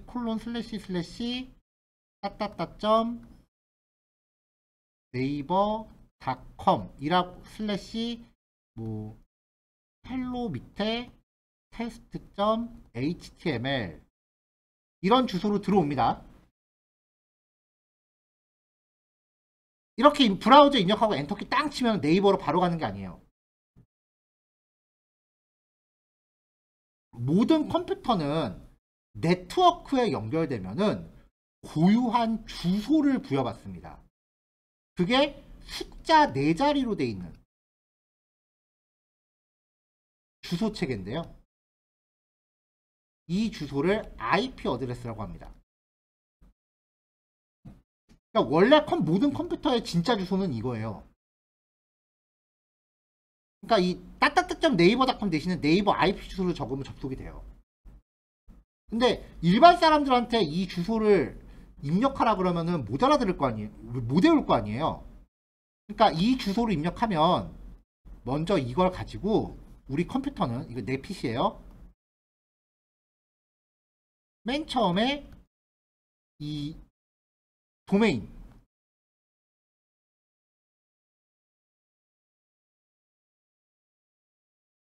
도메인과 IP 주소가 1대1로 매칭되어 있는 데이터베이스가 있어요. 그 데이터베이스에 접속을 합니다.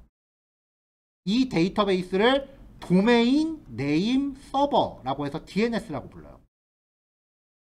여기에 1차적으로 접속을 해서 도메인에 대응되는 IP를 이렇게 반환합니다.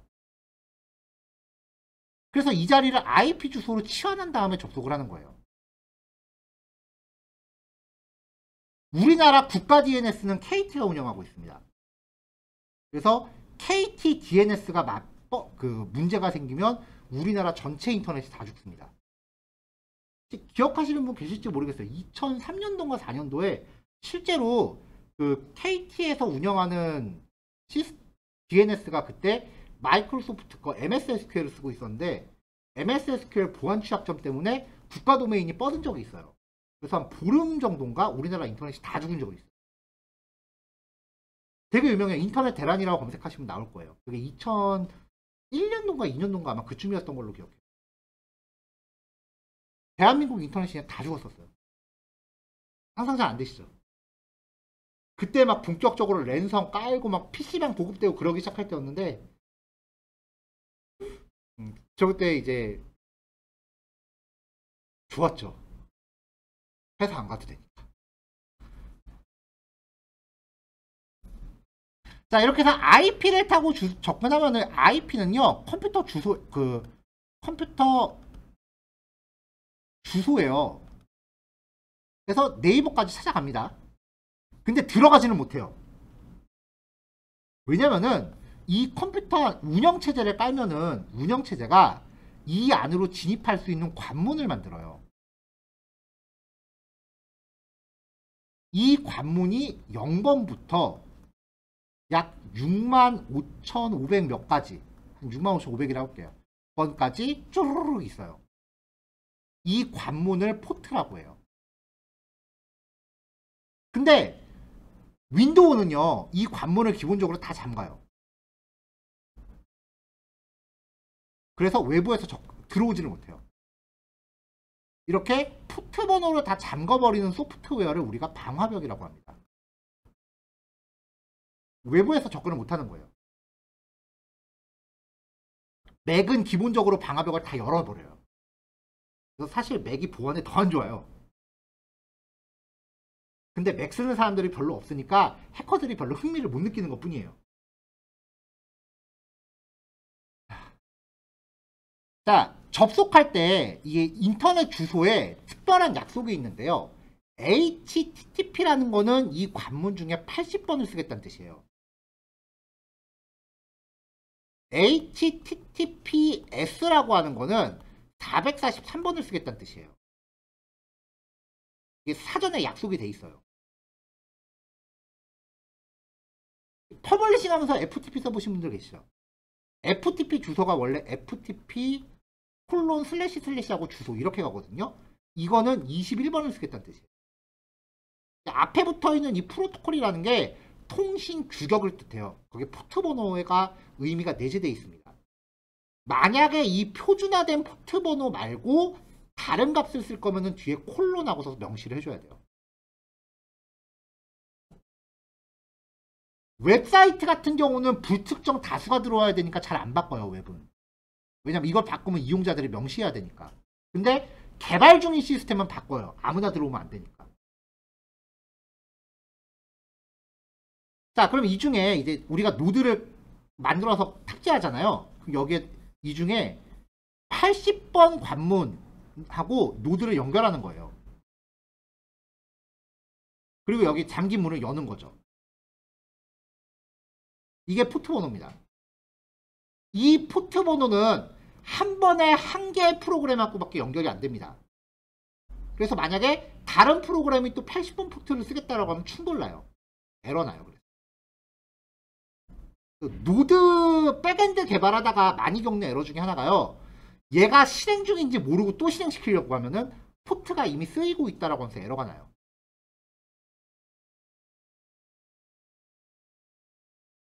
그래서 포트 번호는 외부에서 들어오기 위한 관문이다. 이게 이제 우리가 만든 프로그램과 연결된다는 거죠. 그러면은 이 서버 컴퓨터 입장에선 80번 포트로 들어오는 노드에 접속하는 애구나. 그렇게 이해를 한다고요. 왜냐면 포트 번호랑 프로그램은 1:1 대응이니까. 자, 이렇게 들어오고 나서 뒷부분에 경로가 있다. 그러면은 이 노드가 자기한테 딸려있는 폴더 하위 경로에서 이걸 찾아요. 그 파일의 소스 코드를 웹브라우저한테 주는 거예요.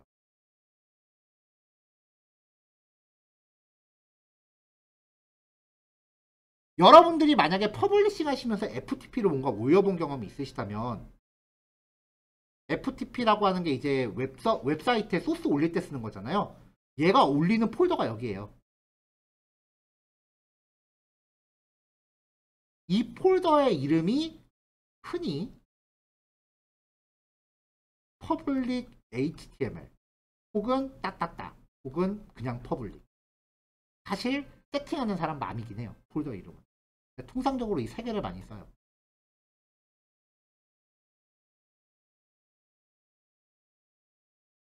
이 폴더 안에 리액트로 만든 앱도 이 안에 들어가요. 그러니까 사실 프론트엔드하고 백엔드하고 통신한다는 것 자체가 말이 안 되는 이야기가 원래는 프론트엔드는 백엔드에 들어가는 애예요. 근데 그냥 개념상 리액트를 여기다 그리죠, 보통. 웹브라우저하고 이제 백엔드하고 통신한다 이렇게 표현을 하는데 원래는 이 안에 있어요. 그래서 웹브라우저가 이 소스 파일들을 다운로드 받아서 자기가 해석을 해서 그 결과를 사용자한테 제시하는 거죠. 이게 되게 복잡할 게 없는 게요. 원래 웹사이트라고 하는 건요. 그 문서용으로 만든 거예요. 군사적인 목적이 좀 세긴 했지만 원래는 논문 보려고 만든 거예요. 미국에서. 그래서 원래 HTML 태그를 보면은 책 쓰는 데 들어가는 목차들 위주로 돼 있어요. 제목, 목록 정의, 테이블 다 논문 쓰는 데 들어가는 거거든요. 그리고 논문 쓰다 보면 다른 논문 인용하는 경우가 되게 많아요. 물론 우리나라는 출처 안 밝혀서 그 표절 시비 걸리는 경우 많지만 다른 논문 실제로 써보면 70%는 인용이더라고요. 그래서 그 인용된 출처를 연결하기 위해서 링크가 나온 거예요. 그래서 원래 이 웹서버라고 하는 시스템은요, 그냥 책을 저장하고 있는 문서 저장소고요. 웹브라우저는 문서를 열람하는 프로그램이에요. 원래면은. 원격지에 있는 문서 파일을 보기 위해서 만든 게 웹인데 거기에 갑자기 자바 애플릿, 플래시, 자바스크립트 이런 것들이 껴들면서 멀티미디어가 가능해진 거고 그게 특히 우리나라에서 엄청 발전하면서 사이트가 화려해진 거예요. 일본이나 미국 사이트는 아직까지도 텍스트 위주인데 되게 많죠. 특히 일본 사이트는 되게 못생겼어요. 왜냐면 걔네들은 인터넷이 느리니까.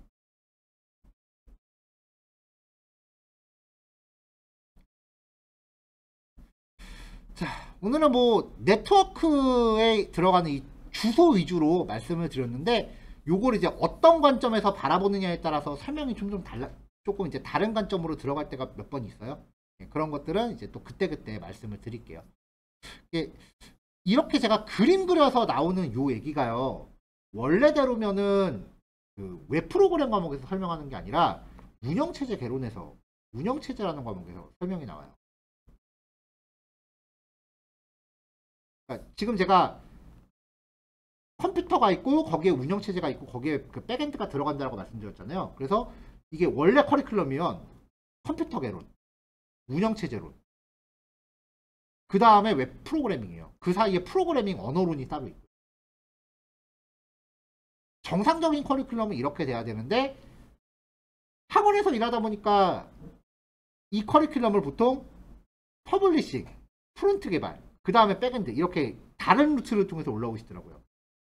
그래서 이런 상식적인 그 다른 사이드적인 부분을 들으실 기회가 없으셨을 것 같아서 중간중간에 이렇게 제가 필서하면서 말씀을 드리는 거예요. 굉장히 요약본으로 말씀을 드리긴 하는데 그래도 웬만한 알맹이는 다 들어있을 거라고 생각을 합니다. 자, 오늘 여기까지입니다.